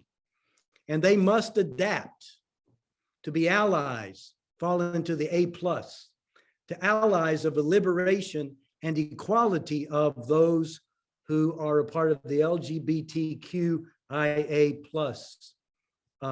identity groups. Let me point out some problems that, as I see, with all of these approaches. All of these theories are reductionist in their explanation of the problems they claim to be addressing. In other words, there is probably a constellation of things that contribute to the injustices, the inequality, the oppression, or the negative experiences that people have had in life. There may be an entire constellation of things that would go in to giving an adequate explanation of why we have disparate outcomes, disparate impacts on people's lives.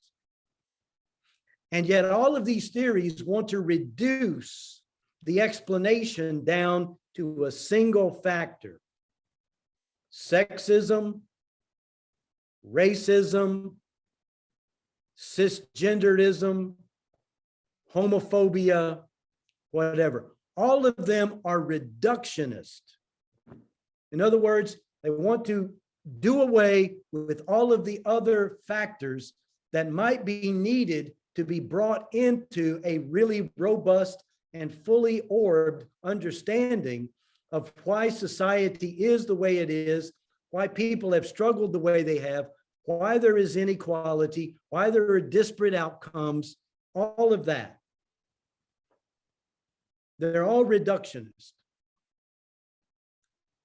That seems to me to be a very limiting way to look at human existence. It is a very impoverished way of looking at human existence. And ultimately, it makes the people that you have placed in the identity groups not only non-responsible for themselves, but you reduce them down to being nothing but victims. And that becomes the identity that they have.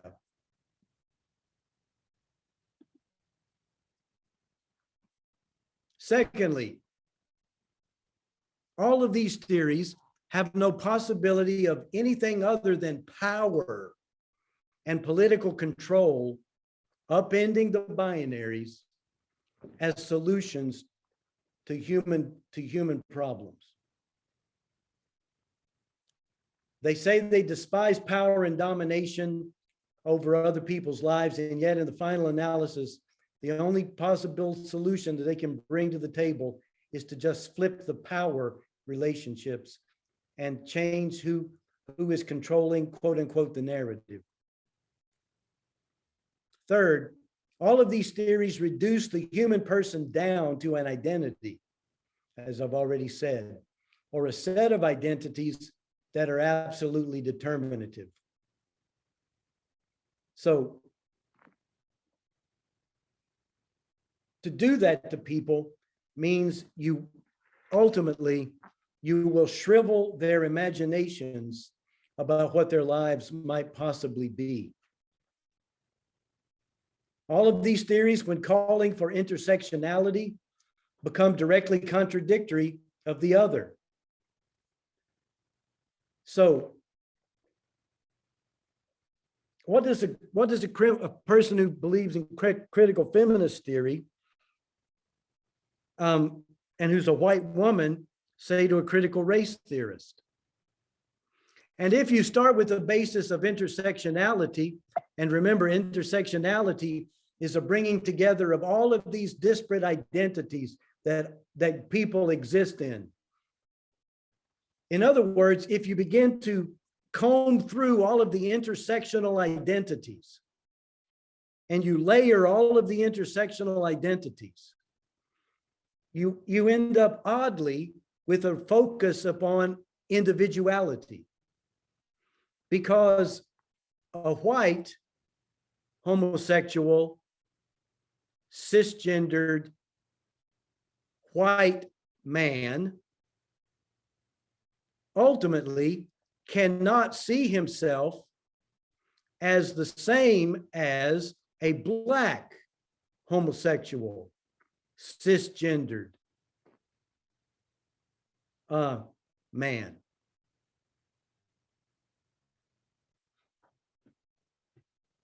A black, homosexual,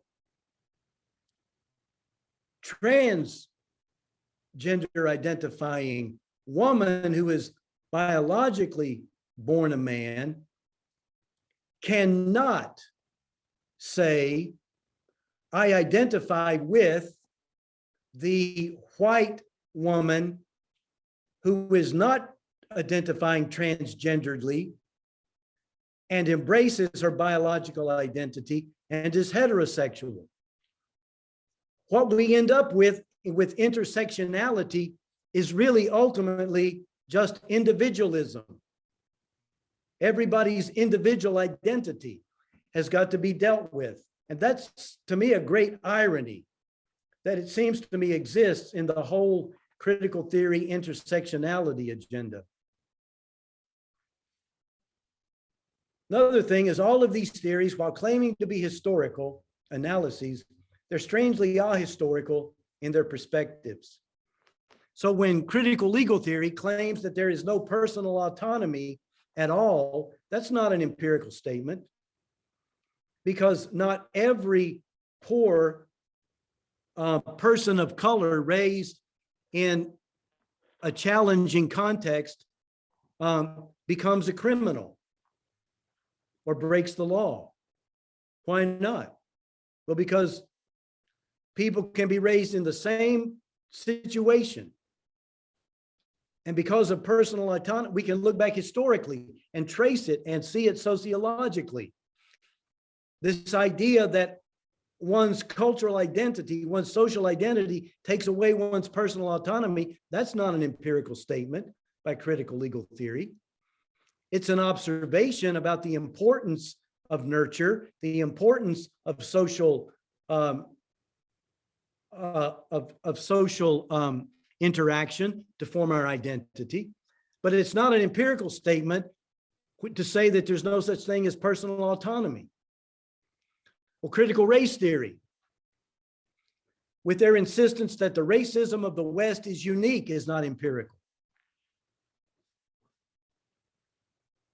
There has been oppression according to tribalism, according to racial identity, by Blacks against other groups, by Native American tribes against other Native American groups. Within Indian society, you have a hugely hierarchical society of oppression based on caste. In Asian societies, you have incredible slavery and oppression that's been practiced. Only in the West, only in Western culture has, well, not only in West, only in Western cultures or cultures that have been deeply impacted by Western civilization as it has been built upon Christianity, only those cultures ever did away with slavery legally. In many cultures around the world today, there is still slavery practiced openly. In Libya today, Black Africans are sold at slave markets. So the insistence that the West is unique in its racist evil, it's not empirical. It's not historical and it's not empirical. Critical feminist theory, with its concept that all gender roles are only socially constructed for the advantage of men, is not historically empirical. Let's look back through all of history. Maybe men came to dominate society. Yes, that's probably true. Undoubtedly, it is true. What was the basis for that? Biologically, women had to care for children in a hunter-gatherer society. Men had to go out and hunt and gather. Women had children. They had to band together to take care of the children.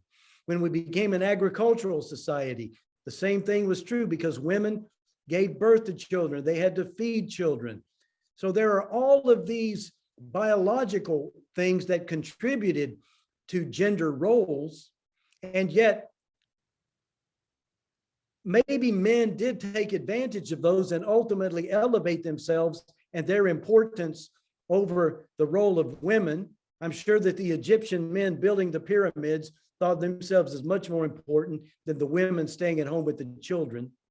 I'm not saying there's nothing to it, but to reduce it down to only socially constructed roles for the advantage of men, it's not historically empirical enough.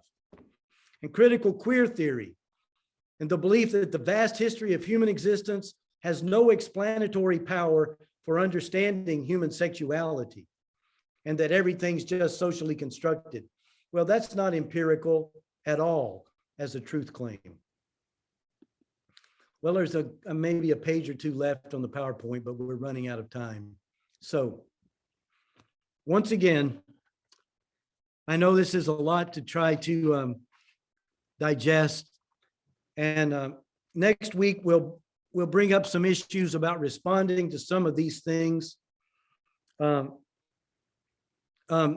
next week, one of the things I'd like to do is I want you to be ready to discuss with me 2 chapters in the book, for those of you who are reading the book. Well, yeah, I want you to, actually it's 3 chapters. the triumph of the erotic, the triumph of the therapeutic, and the triumph of the tea. Okay, I want us to